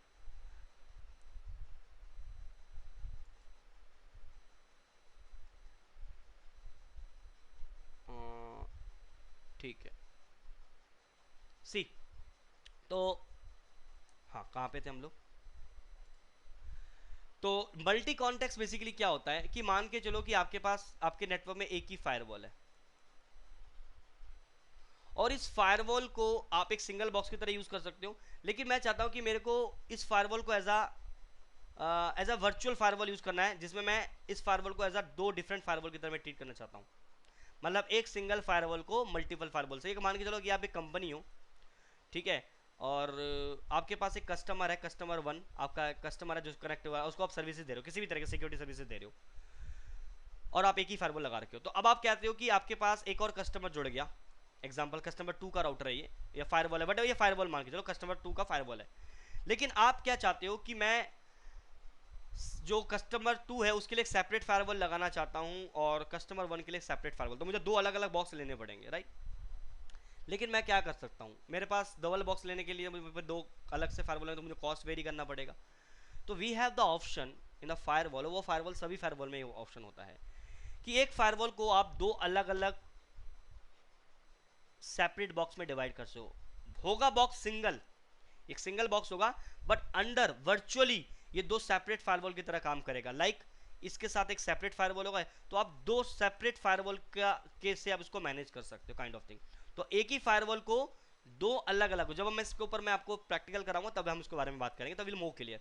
तो हम एक ही फायरवॉल को दो डिफरेंट फायरवॉल की तरह हम लोग मैनेज करना होता है। तो ये आपको वर्चुअली क्या लगेगा, एक्चुअली ये फायरवॉल एक सेपरेट फायरवॉल है और ये फायरवॉल एक सेपरेट फायरवॉल है। इसकी एक अनदर आईपी होगी, इसकी एक अनदर आईपी होगी। पहले अब एक सिंगल आईपी से इस फायरवॉल को एक्सेस करते हैं, but we will access now with the two different IPs, क्योंकि दोनों फायरवॉल एक सेपरेट फायरवॉल हो गए। तो एक ही फायरवॉल के अंदर मल्टीपल फायरवॉल बना सकते हैं, 2 3 4, डिपेंड ऑन द मॉडल कि कितने कॉन्टेक्ट आप बना सकते हो। Again depend on the product, model and उसके लाइसेंस के ऊपर, सारा काम इसी के ऊपर होता है। कि ऐसा ना हो कि मतलब आप तभी कर सकते हो जब आपका पता लगे कि वो उतना कितना कॉन्टेक्स्ट वो सपोर्ट करता है, यानी एक फायरवॉल कितने वर्चुअल फायरवॉल में डिवाइड करता है, जब हम देखेंगे इसके बारे में। एंड तीसरा आपका हाई अवेलेबिलिटी ये प्रोवाइड करता था। तो फायरवॉल हमारे पास जो बेसिक फायरवॉल थे, हाई अवेलेबिलिटी का मतलब है कि हम अपने नेटवर्क में दो फायरवॉल लगा के हम रिडंडेंसी ले सकते हैं, कि अगर मान के चलो कि एक फायरवॉल डाउन चला गया तो दूसरा फायरवॉल से मैं क्या ले पाऊँ, स्विच। एग्जाम्पल, आपकी कंपनी में एक फायरवॉल लगा हुआ है और इस सब का इंटरनेट लगा चल रहा है, और यहाँ पे आपके पास कुछ लैन यूजर्स कनेक्टेड है, तो इंटरनेट सारा एक्सेस के थ्रू एक्सेस हो रहा है। बट ये फायरवॉल अगर बॉक्स डाउन चला गया तो क्या इंटरनेट एक्सेस कर पाएंगे? No. In that case what we will do, we will deploy a two different firewall, firewall 1, firewall 2, and it is connected with the internet, and there the switch. It is for redundancy. Yes. So now in one of this firewall will act as an active and another firewall will is an standby, whatever हम इसको deploy करेंगे। दो modes में deploy होता है, active, active ये सीखेंगे हम लोग, और एक active stand by. Stand by, stand by भी बोल सकते हो उसको, पैसिव भी बोल सकते हो। इसमें क्या होगा कि एक्टिव एक्टिव की अगर मैं बात करूं तो दोनों फायरवॉल अगर आपके एक्टिव हैं तो आपका ट्रैफिक जो है दोनों फायरवॉल पास कर रहा होगा as a load balancing. But अगर हम एक्टिव स्टैंड बाय करते हैं तो एक एक्टिव रहेगा, दूसरा स्टैंड बाय रहेगा, और एक्टिव वाले से सारा ट्रैफिक जाएगा, और अगर एक्टिव डाउन चला गया तो stand by will make an active and traffic will through this. तो एक्चुअली में जो हम इंडस्ट्री के अंदर जो हम फायरवॉल हाई एबिलिटी जो लगाते हैं, that is active and stand by, और कैन से एक्टिव और पैसिव वट एवर, एक ही चीज़ है ये। एक्टिव एक्टिव आपको कहीं कम ही देखने को मिलेगा। अगर आप दोनों फायरवॉल से काम लेना चाहते हो तो एक्टिव एक्टिव डिप्लॉय करना करोगे, और अगर आप चाहते हो कि मैं एक फायरवॉल से ट्रैफिक पास करूँ, दूसरे को मैं एज अ स्टैंड बाय रखूँ। और ध्यान रखना ये चीज़ें होती हैं इंडस्ट्री के अंदर।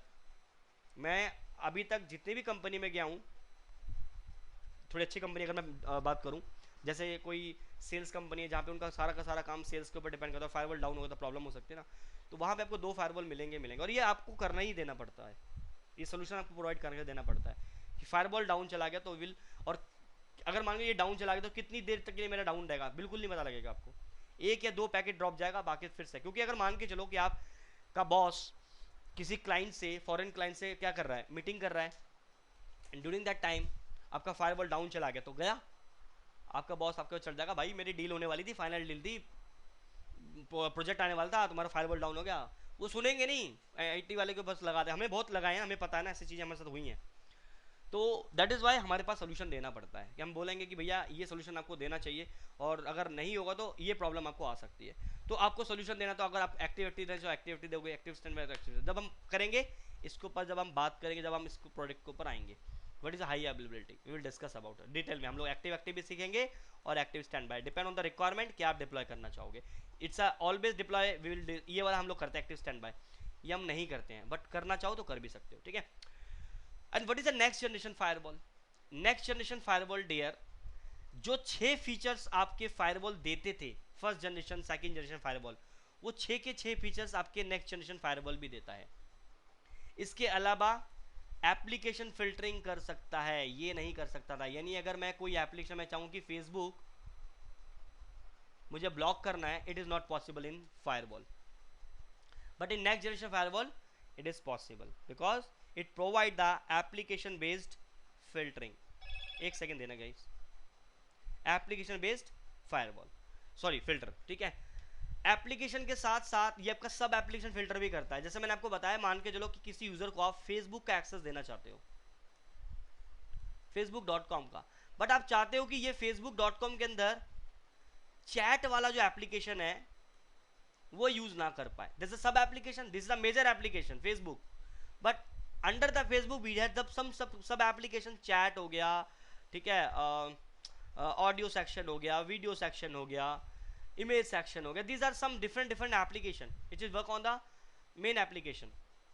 सो this kind of thing you want to deny और allow why kind of thing, तो आप नेक्स्ट जनरेशन फायरवॉल से कर सकते हो। सब एप्लीकेशन फिल्टरिंग भी कर सकते हो, कंटेंट फिल्टर कर सकते हो कि लाइक एंटीवायरस रिलेटेड चीजें प्रोवाइड कर सकता है, डेटा लॉस प्रिवेंशन मैकेनिज्म भी है यहाँ पे, कि मैं मान के चलता हूँ, मैं चाहता हूँ कि मेरी कंपनी का कोई डेटा जो है, सपोज मेरा डेटा है वो अगर कोई कंपनी है लाइक वो जीमेल पे सेंड करना चाहे ना कर पाए, किसी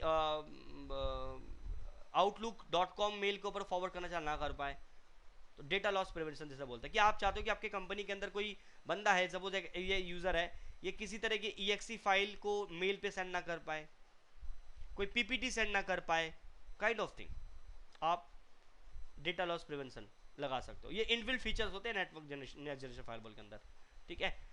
IPS IDS ये भी एक फिल्टर है, देखेंगे इसके बारे में भी। URL फिल्टरिंग लगा सकते हो, लाइक www.google.com मुझे बंद करना है, तो this URL, this kind of thing you can filter.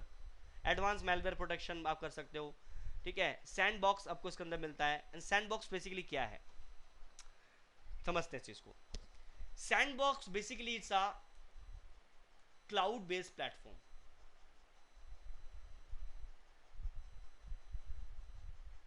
ठीक है।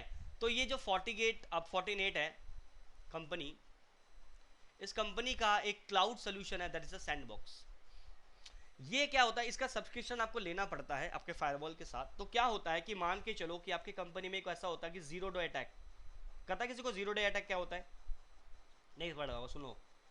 जीरो डे अटैक वो होता है कि मान के चलो कि एक ऐसा अटैक मार्केट में आया है जिसके बारे में किसी फायरवॉल को नहीं पता, ठीक है। मान के चलो आई एम अटैकर, मैं आपकी कंपनी में एक मेलिशियस फाइल भेज रहा हूं, और ये जो मैंने मेलिशियस फाइल भेजी है that is the new kind of virus, जो कि अभी तक मार्केट में उसका किसी ने आइडेंटिफाई नहीं किया है, काइंड ऑफ न्यू वायरस।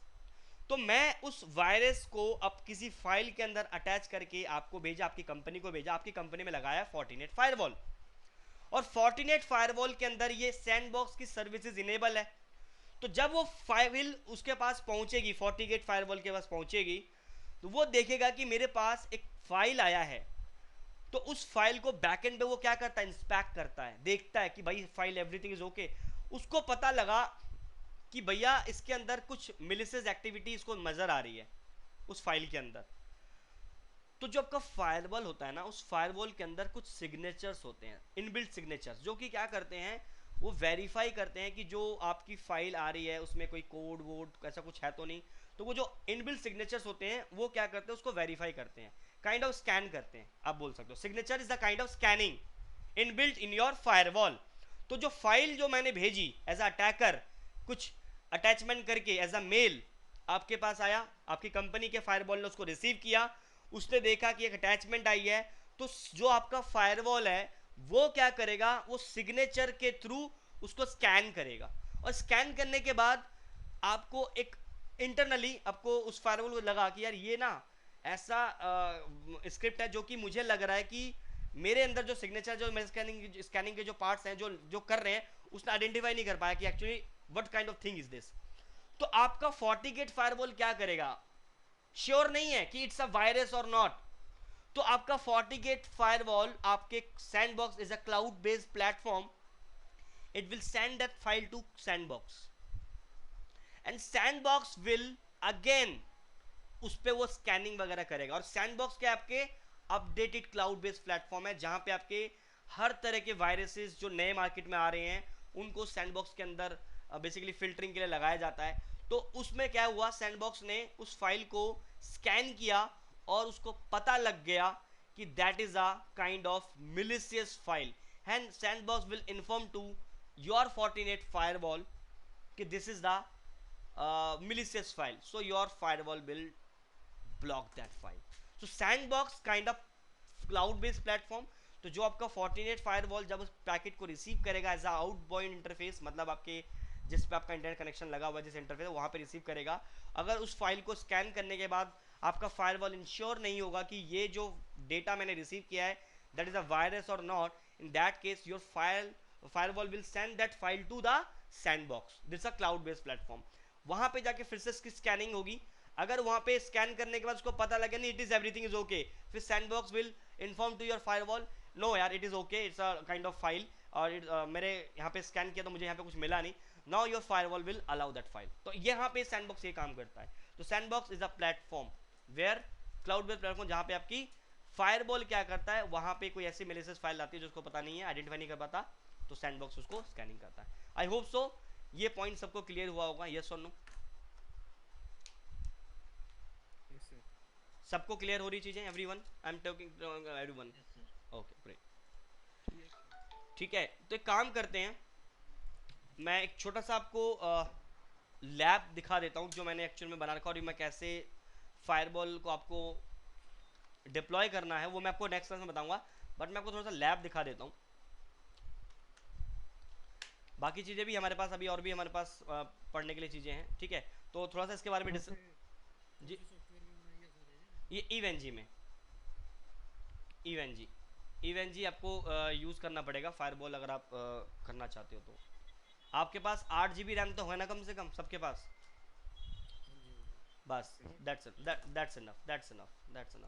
मैं सेटअप बताऊंगा कैसे करना होता है. ठीक है, चलो अब एक काम करते हैं. ये 2 चीज़ें हैं, मैं इसको बाद में बताऊंगा. सबसे पहला काम डियर, अब बहुत इंपॉर्टेंट चीज़ बता रहा हूँ. जब आपका फायरवॉल, फोर्टिनेट फायरवॉल की बात कर रहा हूँ, जब आप फर्स्ट टाइम उसको अनबॉक्स करते हो, जो मैं फंस गया था आपको बताया था मैंने, तो एक्चुअल में ना आपके फायरवॉल को आपको रजिस्टर करना पड़ता है. ऐसा नहीं है कि आप फायरवॉल खरीद के लाए और लगा दिए चल गया. नो, उससे पहले उसके साथ थोड़ा टाइम देना पड़ता है, उसको इनिशियल कॉन्फ़िगर करना पड़ता है, उसके ऊपर लाइसेंस अपग्रेड करना पड़ता है, तभी आपका फायरवॉल काम करता है. मान के चलो फायरवॉल लेकर आए और आपने उसको रजिस्टर ही नहीं किया, after 30 days your firewall will be kind of thing कि वो आपका सर्विस देना बंद कर देगा, यानी सब कुछ अलाउ कर देगा. आपने फेसबुक ब्लॉक किया होता, जो 30 डेज ट्रायल होता है, ऐसा 30 डेज ट्रायल ही होता है. आपने नया डिवाइस लाए हो, लगाए हो अपने सिस्टम नेटवर्क में, वो एज अ 30 डेज ट्रायल की तरह ही आप उसको यूज करते हो. सारे फीचर्स बाय डिफॉल्ट आपके अलाउड होते हैं, but after 30 days all will be deactivated. So that's why you have to register your product. तो कैसे करोगे? जैसे ही आप फायरवॉल को आप कैसे एक्सेस करते हो मैं सिखाऊंगा, डोंट वरी. तो मान के चलो कि आपने बॉक्स को फायरवॉल को अनबॉक्स किया, तो ये आपका फायरवॉल है, फोर्टिनेट फायरवॉल. एक बार किसी का अनम्यूट है प्लीज, म्यूट कर लीजिए. ये फोर्टिगेट आपका फायरवॉल है. इस फोर्टिगेट फायरवॉल को अपने लैपटॉप पे लगाओगे, और ये जो केबल होगी दैट्स अ कंसोल केबल. ठीक है, कंसोल केबल भी हो सकता है. और एक और कॉन्सेप्ट है, काम करता है, मैं इसको थोड़ा सा और बताता हूँ, अगर आप इसको ग्राफिकली ही मैनेज करना चाहते हो तो.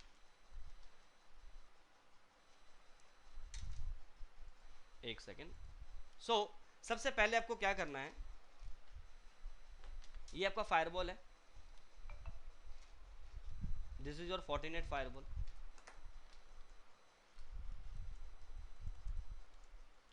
ठीक है, इस फायरवॉल में बहुत सारे पोर्ट्स होते हैं.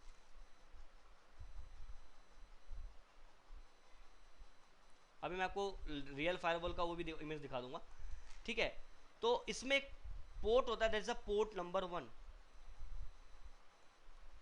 इसमें ऑलरेडी डीएचसीपी इनेबल होता है. ठीक है, तो आपको क्या करना है, इस पोर्ट से, पोर्ट नंबर 1 से ही कनेक्ट करना, ध्यान रखना. आपको अपना लैपटॉप कनेक्ट करना है, और ये आपका लैन केबल है. I am talking about LAN cable, not console cable. Again LAN cable connect करोगे, RJ45 कनेक्टर अपने लैन पोर्ट पे लगाओगे, और RJ45 का एक पोर्ट आपके यहाँ लगाना है.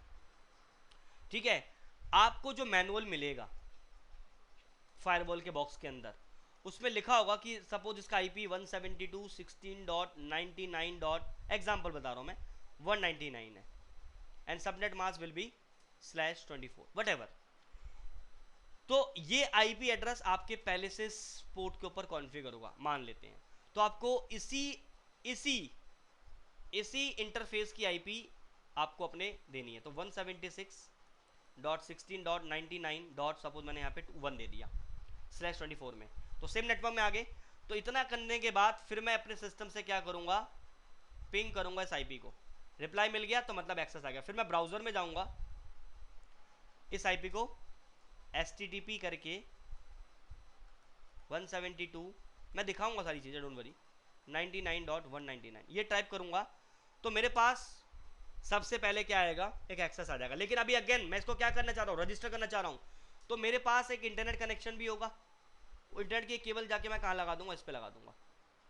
और अगर आपका ये ब्रॉडबैंड है, suppose this a broadband connection, हालांकि कंपनी के अंदर ब्रॉडबैंड नहीं यूज होता, लीज लाइन यूज होता है, लेकिन मैं दोनों तरीके बताऊंगा कि क्योंकि मैंने ऐसे देखा है जहां पे ब्रॉडबैंड कनेक्शन से अपना कंपनी जो है नेटवर्क चला रहे होते हैं, लीज लाइन नहीं लेते हैं वो, तो ब्रॉडबैंड जब कनेक्शन लोगे तो उसको आपने लगा दिया मान के चलो पोर्ट नंबर 2 पे, दिस है पोर्ट नंबर 2, और आपको क्या करना है इसके ऊपर डीएससीपी को इनेबल कर देना है, मतलब IP address manually configure DSCP, तो आपको ब्रॉडबैंड से आईपी मिल जाएगा और आपका फायरवॉल से इंटरनेट की रीचेबिलिटी बन जाएगी, काइंड ऑफ थिंग, ठीक है। मैं दिखाऊंगा सारी चीज़ें करके, डोंट वरी।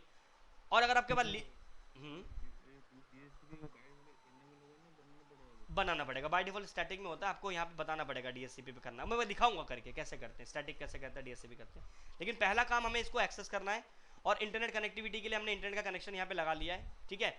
तो पहले तो मैं इसको एक्सेस करूंगा ना, मैं बताऊंगा सारी चीज़ें, डोंट वरी। तो अगर आपका लीज लाइन है तो आपको स्टैटिक आईपी मिलती है, तो स्टैटिक आईपी आपको उस पोर्ट नंबर 2 पे कॉन्फ़िगर करना पड़ेगा, और पोर्ट नंबर 1 से अपने लैपटॉप को कॉन्फ़िगर करना पड़ेगा। लैपटॉप पे मैंने सेम नेटवर्क की आईपी दे दी, ये मेरे फायरवॉल की आईपी है, जब मैं एसटीडीपी करके इस आईपी को करूंगा तो मेरे पास कंसोल खुल के आ जाएगा, और कंसोल खुलने के बाद उस पहला आएगा, दैट इज आइए रजिस्टर नाउ। ये पहली बात करो, जो फर्स्ट टाइम आप किसी बॉक्स को, फायरवॉल को आप लगाना चाह रहे हो तो कैसे ये काम करना पड़ेगा। तो ये रजिस्टर नाउ का ऑप्शन आएगा, तो आपको क्या करना है, रजिस्टर नाउ पे क्लिक करना है, ठीक है। तो कनेक्ट द FortiGate GUI, मतलब ग्राफिकल यूजर इंटरफेस के थ्रू कैसे करोगे, आपको अपने लैपटॉप पे एक आईपी दे देनी है, और फायरवॉल पे तो आपके पास आईपी पड़ा हुआ है, उस आईपी को अपने ब्राउजर पे एक्सेस करोगे, आपके पास ये पॉपअप आ जाएगा।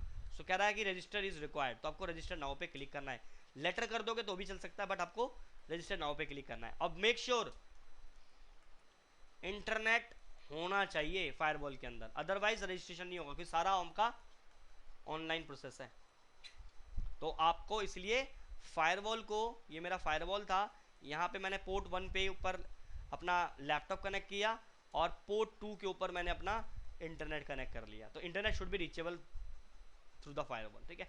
सो नाउ हम लोग मोबाइल के नेट दे सकते हैं, मोबाइल का नेट कैसे दे दोगे, कंट्रोल में वाईफाई। नहीं ऐसे नहीं हो सकता, फायरवॉल को अलग डेडिकेटेड इंटरनेट चाहिए होता है, आप कर सकते हैं, वैसे देख लेंगे ऐसा होता है कि नहीं, तो बट ऐसा कभी मैंने देखा नहीं मोबाइल से करने के लिए, क्योंकि मोबाइल से क्यों, कंपनी में अगर करो तो मोबाइल से थोड़ी करोगे, केबल से ही तो करेंगे ना, डेफिनेटली लैन से ही करेंगे। इससे आएगा वही केबल लगाएंगे। हम मोबाइल फ़ोन से नहीं कर सकते डियर, मोबाइल फ़ोन आपका लैपटॉप में इंटरनेट चलाने के लिए, फायरवॉल पे नहीं, ठीक है, ठीक है ना सौम्या। सुनाओ, जब आप रजिस्टर नाउ पे क्लिक करोगे फिर अगला पेज आपका ये खुलेगा, Fortinet रजिस्ट्रेशन रिक्वायर्ड, जहाँ पे सबसे पहले आपको अपने फायरवॉल का यहाँ पे सीरियल नंबर देखने को मिलेगा, ये सीरियल नंबर आपको क्या करके रखना है, नोट कर लेना है, ठीक है। और अगर आपने पहले से ईमेल आईडी, अगर आपने 40 केयर के ऊपर, ये आपकी साइट है जहाँ पे आपको support.fortinet.com, अभी मैं आगे दिखाऊंगा, इस वेबसाइट पे जाओगे और यहाँ वेबसाइट पे जाके आप रजिस्टर करोगे अपनी ईमेल आईडी, लाइक दिस, मैं आपको दिखा देता हूँ।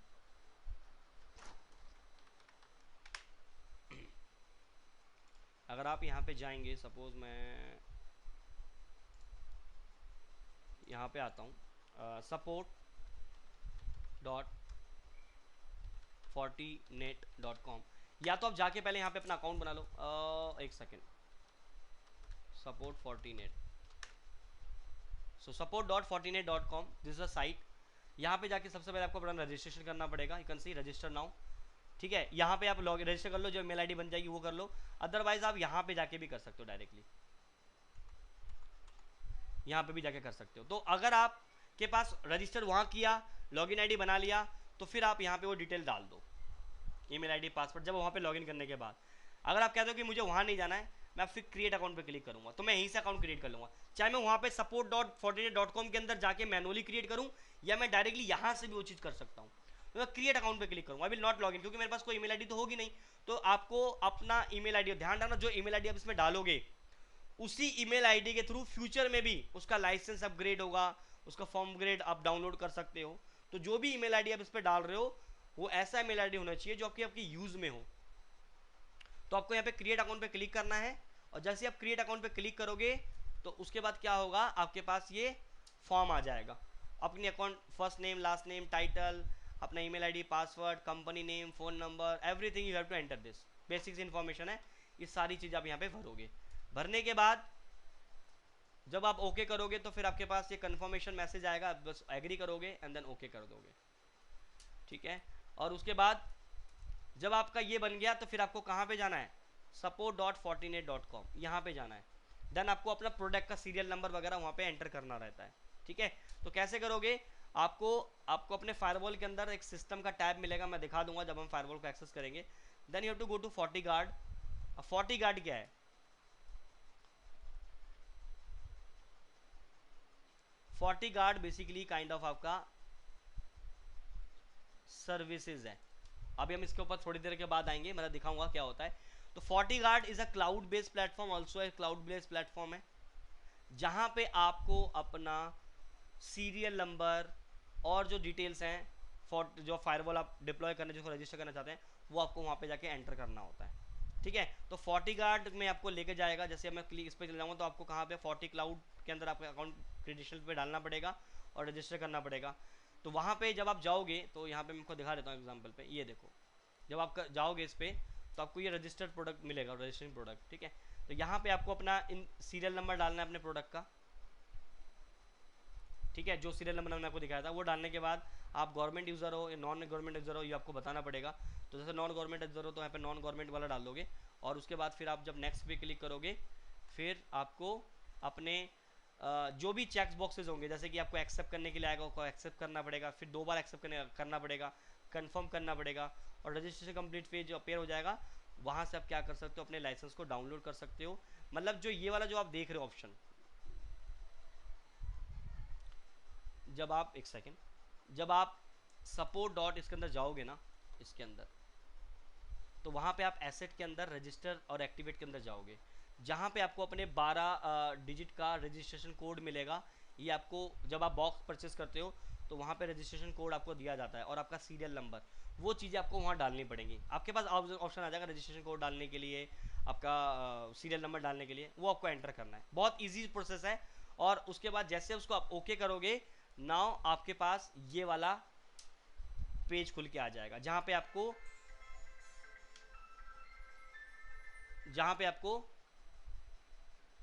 जहां पे आपको अपने प्रोडक्ट की सारी डिटेल मिल जाएगी कि आपका प्रोडक्ट का टाइप क्या है, फॉर्मवेयर क्या है, ठीक है, उसका एक्टिवेशन आपने कब किया था, कब उसका एक्सपायर हो रहा था।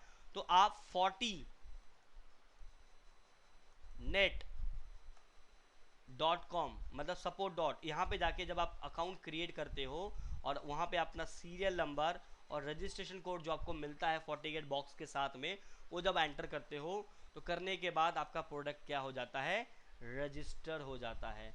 और रजिस्टर होने के बाद उस प्रोडक्ट की इंफॉर्मेशन आपको मिल जाती है कि आपका जो लाइसेंस है वो कब एक्सपायर हो रहा है, कब स्टार्ट हुआ था, कब आपने एक्टिवेट किया था। जैसे यहाँ पे आप देख सकते हो 2020 एक साल का है यहाँ पे, तो 5/3/2020 को उसने एक्टिवेट किया था और एक्सपायर कब हो रहा था ये। तो आपकी जो ईमेल आईडी आपने जो रजिस्टर किया हुआ है मान के चलो कि ये इसके अंदर 1 महीने 30 डेज का बच गया टाइम एक्सपायर होने में, तो उसके बाद आपके पास क्या आ जाएगा, एक ईमेल नोटिफिकेशन आ जाएगा कि आपका जो लाइसेंस है एक्सपायर होने वाला है, दैट रिन्यू। तो रिन्यू करने के बाद आपको फिर इसी में ही आना पड़ेगा और वहाँ पे आपको रिन्यू करने के लिए ऑप्शन मिल जाएगा। बाकी आप सपोर्ट में भी आप हेल्प ले सकते हो। आप क्या कर सकते हो, सपोर्ट की ईमेल अपनी FortiGate की साइट पे चले जाओ, वहाँ से सपोर्ट की ईमेल आईडी लो और उनको अपनी डिटेल एज अ मेल कर दो, वो आपको कॉल करके सपोर्ट कर देंगे। ये भी ऑप्शन होता है, या तो आप खुद कर लो। कभी कभी ऐसा होता है कि आप रजिस्ट्रेशन नहीं कर पा रहे हो, फंस गए हो कहीं पे, तो यू कैन सपोर्ट पे आप मेल डाल सकते हो या फिर आप कोई टोल फ्री नंबर है वहाँ पे कॉल कर सकते हो और उनसे आप हेल्प ले सकते हो, वो भी आपको हेल्प करते हैं। तो कभी भी अगर रजिस्टर करना हो तो कहीं कोई प्रॉब्लम नहीं आती है। इनिशियली बहुत बेसिक सा होता है, आपसे बस डायरेक्टली आपके पास पॉपअप आता रहेगा, आपको बस ऑप्शन भरते चलना है, आपसे सीरियल नंबर मांगेगा, आपसे रेशन कोड मांगेगा, एवरीथिंग भरते भरते चलना है, अपने आप हो जाएगा। बट समहाउ अगर आपको कहीं पे प्रॉब्लम आती है then you have the support option. तो हम लोग लेते हैं कई बार सपोर्ट, कई बार हमारा लाइसेंस अपग्रेड नहीं होता, करने पर इशू आ जाता है, तो उस केस में हम लोग करते हैं, ठीक है। तो ये आपका रजिस्ट्रेशन प्रोसेस था, ठीक है, बहुत इजी प्रोसेस है, बहुत ही इजी है, खत्म, ठीक है। नाउ सर एक चीज़ पूछूंगा, जी ये जब अब हम क्लाउड में करते हैं तब भी रजिस्ट्रेशन नंबर डालना पड़ता है कि तब कैसे? क्लाउड में बोले तो मतलब जब आपको एजोर इस पे बात कर रहे हैं,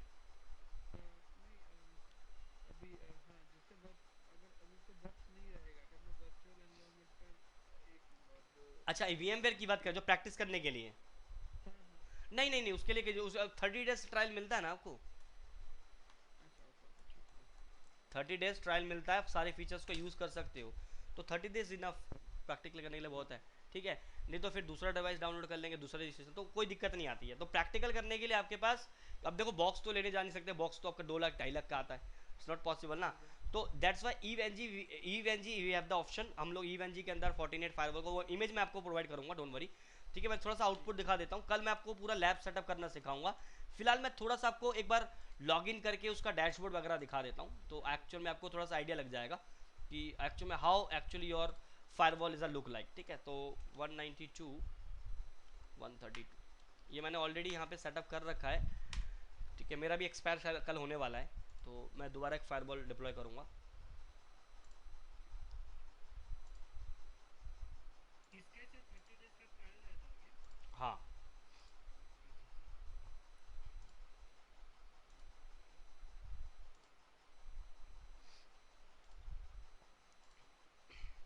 सो this is the firewall actually.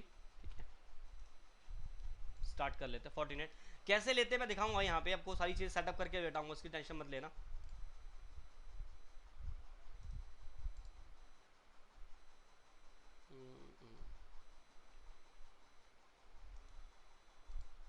आजा भाई, क्या हो गया?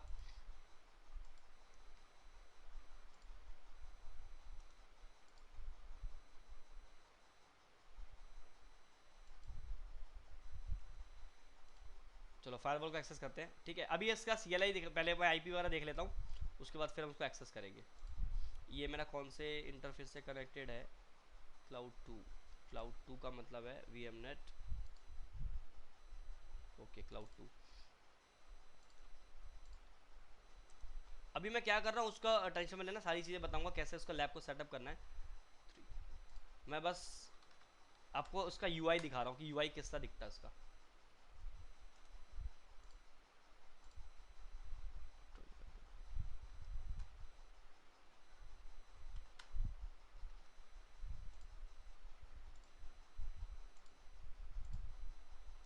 ये स्विच क्यों नहीं स्टार्ट हो रहा? अच्छा, हो गया, बड़ा डीट था यार।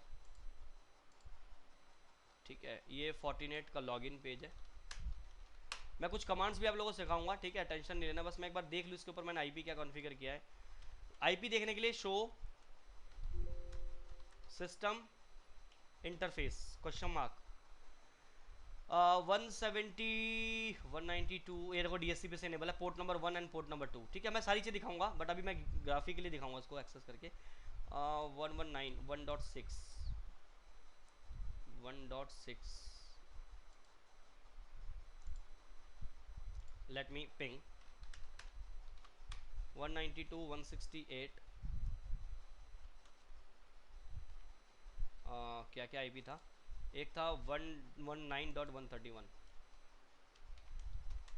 ठीक है, पिंग कर रहा है मेरा। और 1.6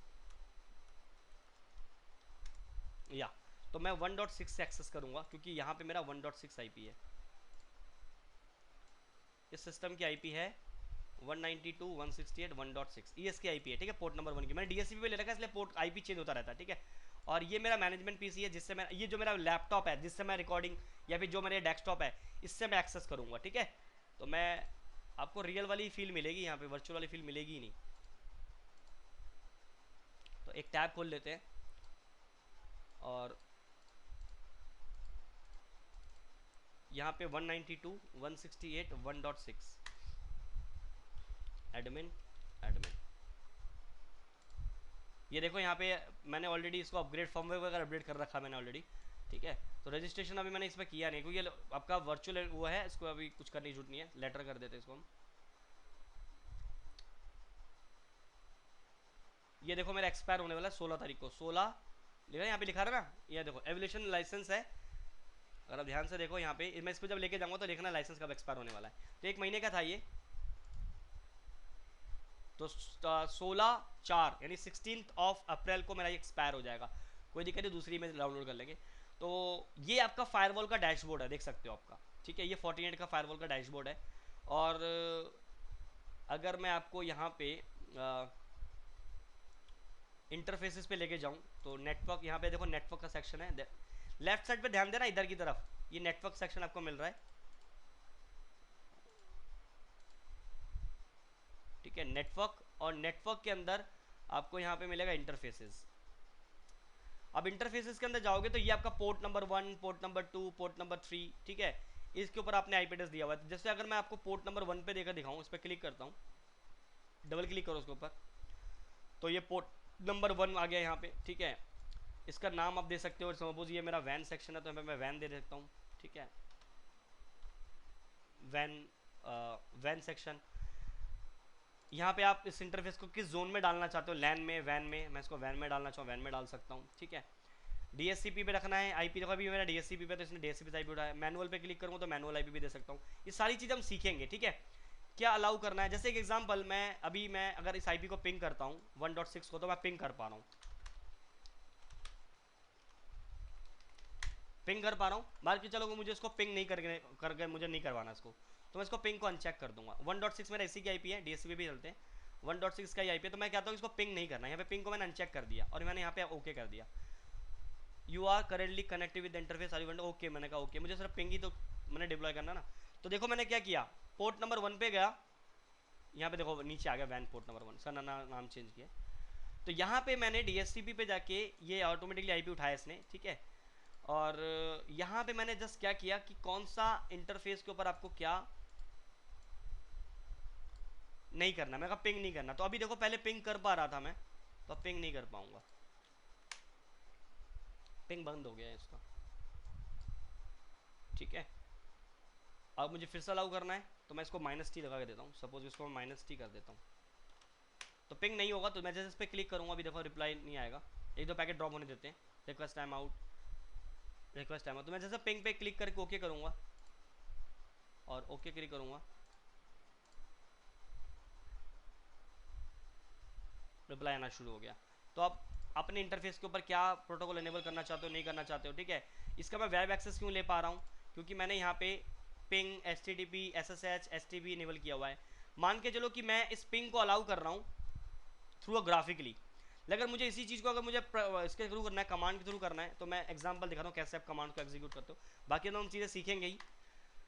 सिस्टम कॉन्फ़िग सिस्टम इंटरफेस, अगर आपको कोई इन्फॉर्मेशन कॉन्फ़िगर करनी है, मतलब कोई चीज़ आपको फायरवॉल पे कॉन्फ़िगर करनी है, तो आपकी कमांड स्टार्ट होगी कॉन्फ़िग से, बताऊंगा सारी चीज़ें, don't worry. And system show command देंगे तो इससे क्या होगा कि कोई कॉन्फ़िगरेशन अगर आपको देखनी है तब, तो मुझे ये देखना है कि मेरे इस फायरवॉल पे कितने इंटरफेसेस हैं, तो शो सिस्टम इंटरफेसेस, और अगर मैं एंटर मारूंगा तो मुझे सारे इंटरफेसेस दिखाएगा, पोर्ट 1, पोर्ट 2, पोर्ट 3,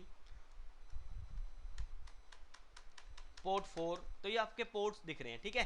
पोर्ट 3 के ऊपर हमने क्या आईपी दिया हुआ है, पोर्ट 2 के ऊपर कुछ भी नहीं चल रहा है, डीएससीपी मोड पे है, ठीक है, इस पे भी डीएससीपी मोड पे है। तो अगर मैं जैसे कि पोर्ट नंबर 1 पे मेरा कनेक्टेड मैंने किया हुआ है, लेकिन मुझे चाहता कि मुझे पोर्ट नंबर 1 पे आईपी एड्रेस मुझे देखना है क्या कॉन्फ़िगर किया हुआ है मैंने, तो how can I do that, आपको यहाँ पे कमांड देनी है शो सिस्टम इंटरफेस। देखो हम सारा का सारा चीज़ें हमें ग्राफिकली मैनेज करेंगे, डोंट वरी, कमांड पे हम ज़्यादा काम नहीं करेंगे, बट थोड़ा बहुत बेसिक हमें पता होना चाहिए इंटरफेस के ऊपर, क्योंकि कई बार होता है कि आपके इंटरफेस पे गलती से किसी ने आईपी गलत कर दिया और आपको फायरवॉल को, क्योंकि आपके पास फिर दूसरा तो ऑप्शन क्या है, CLI एक्सेस लेना, तो CLI एक्सेस लेके आप इंटरफेस पे आईपी तो देख सकते हो, कॉन्फ़िगर तो कर सकते हो ना, तो इतनी कमांड आपको आनी चाहिए, ठीक है। तो शो सिस्टम इंटरफेस, और मैं यहाँ पे क्वेश्चन मार्क कर दूंगा, तो यहाँ पे देखो पोर्ट नंबर 1 के ऊपर डीएससीपी इनेबल है और आईपी एड्रेस क्या है 192.168.1.6, एंड ये सबनेट मास्क है, और पोर्ट नंबर 2 पे है 119 और देन 131। तो मैं चाहता हूँ कि जो मेरा पोर्ट नंबर 1 है इसके ऊपर मैं पिंग कर रहा हूँ, तो पिंग हो रहा है, लेकिन मैं चाहता हूँ कि मैं इसको पिंग इसका यहाँ से ब्लॉक करना, यहाँ से हटाना, डिसेबल करना, तो मैं लिखूंगा config system interface port, sorry system config system interface, और एंटर मार दोगे तो आप इंटरफेस के अंदर आ जाओगे, और यहाँ पे आपको कमांड देना है एडिट पोर्ट 1 पे करना है, टैब मारते रहोगे तो यहाँ पे पोर्ट नंबर चेंज होता रहेगा, 1 2 3 4, 4 पोर्ट है इसके अंदर, 4 3 1 2, टैब मार रहा हूँ चेंज होता रहा है, तो मुझे पोर्ट नंबर 1 पे चेंजेस करना है, तो मैं यहाँ पे पोर्ट नंबर 1 पे करके एंटर मारूंगा, एंटर। तो एंटर मार दिया, पोर्ट नंबर 1 के आ गया। तो अगर मुझे यहाँ पे सिर्फ HTTP अलाउ करना है और SSH अलाउ करना है, HTTP SSH और टेलनेट, तो मैं यहाँ पे लिखूंगा अलाउ सेट अलाउ एक्सेस। मैं सारी कमांड लिखवा दूंगा, डोंट वरी। अगर आप भूल भी जाते हो अभी तो कोई प्रॉब्लम नहीं है, बस मैं आपको दिखा रहा हूँ कैसे हम इसको ऑपरेट कर रहे हैं। सेट अलाउ एक्सेस, मैं चाहता हूँ कि मैं पिंग मैं नहीं देना चाहता, मैं सिर्फ HTTP देना चाहता हूँ एंड टेलनेट देना चाहता हूँ एंड HTTPS देना चाहता हूँ, या फिर टेलनेट और HTTP। एंटर और एंड कर दोगे सेव। यहाँ पे सेव के लिए आपको अलग से कोई कमांड नहीं देनी है, राइट या जैसे हम सिस्को में देते थे राइट करके या फिर वैसा करके, एंड कीवर्ड दे दोगे, आपका कमांड अपने आप सेव हो जाएगा। तो अभी अगर मैं देखूँ यहाँ पे पिंग बंद हो गया शुरू, क्योंकि मैंने अभी सिर्फ क्या अलाउ किया, HTTP और टेलनेट। और अगर मैं अभी ग्राफिक जाऊँ और यहाँ पे देखिए अभी पहले क्या दिखा रहा था, पिंग HTTP, अगर आप ये ध्यान से देखें पिंग भी दिखा रहा था, HTTPS SSH HTTP ये सारी चीज़ दिखा था। मैं इन सबको क्या करता हूँ, रिफ्रेश करता हूँ। Now you can see only telnet और HTTPs are allowed.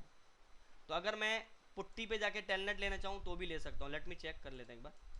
192.168.1.6 23 port number, open आ गया एडमिन। आपको एकदम रियल फील मिलेगा, आपको लगेगा नहीं वर्चुअल पे काम कर रहे हो, अब लाइव पे ऐसे ही काम करो। आपको रियल में भी आपको यही मिलेगा, UI ऐसा ही मिलेगा सेम टू सेम, और आपको यही से मिलेगा। तो आप देखो यहाँ पे एक्सेस करो, मैं पुट्टी से भी एक्सेस कर लिया। मैं चाहता हूँ कि टेलनेट नहीं देना, SSH करना है, कि टेलनेट से कर रहा हूँ मैं, टेलनेट इज नॉट सिक्योर ना, तो आप यहाँ से भी चेंज कर सकते हो। यहाँ पे डबल क्लिक करो ग्राफिकली, मैं यहाँ पे आता हूँ, मैं कहता हूँ कि नहीं टेलनेट नहीं देना है, SSH देना है और पिंग भी देना है और HTTP देना है, and then okay okay. So now again यहाँ पे देखना भी अलाउ हो जाएगा, यहाँ पे पिंग अलाउ होना शुरू हो गया। और अगर मैं टेलनेट करूँगा तो टेलनेट नहीं होगा। 192.168.1.6 टेलनेट कर रहा हूँ 23 पोर्ट नंबर पे। टेलनेट क्या है, एक रिमोट एप्लीकेशन है, ये टूल है जिससे हम रिमोट ले सकते हैं अपने CLI। नहीं आ रहा ना, और SSH करेंगे तो कैसे करेंगे, तो मैं इस पर चलता हूँ, SSH करो 192.168.1.6, यस एक्सेस आ गया, admin admin, that's it. Show system interface question mark, now you can see, ठीक है एवरीथिंग। तो ये बेसिकली छोटा सा मैंने आपको बताया डेमो कि किस तरीके से हमें जो है फायरवॉल को एक्सेस करना है। बहुत सारी चीज़ें करेंगे। अगर मान के चलो मुझे कोई पॉलिसी बनानी है कि मैं चाहता हूँ कि मैं किसी दो डिवाइस के बीच में कम्युनिकेशन ना कराऊँ, अगर मैं इस लैब पे चला जाऊँ, ये सारी चीज़ सिखाऊँ मैं, डोंट वरी। विंडोज 7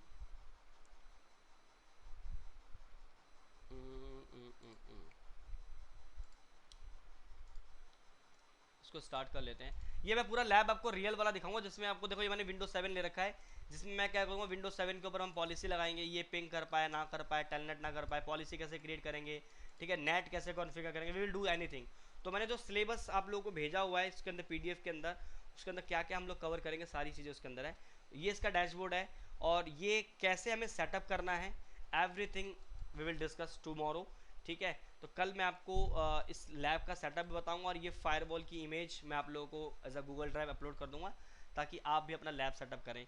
तो सबसे पहला टास्क कल का रहेगा हमारा लैब सेटअप, और एक बेसिक कॉन्फ़िगरेशन हम लोग कल करेंगे कि FortiGate फायरवॉल को हमें किस तरीके से सेटअप करना है और किस तरीके से हमें बेसिक कॉन्फ़िगरेशंस करनी है, ठीक है।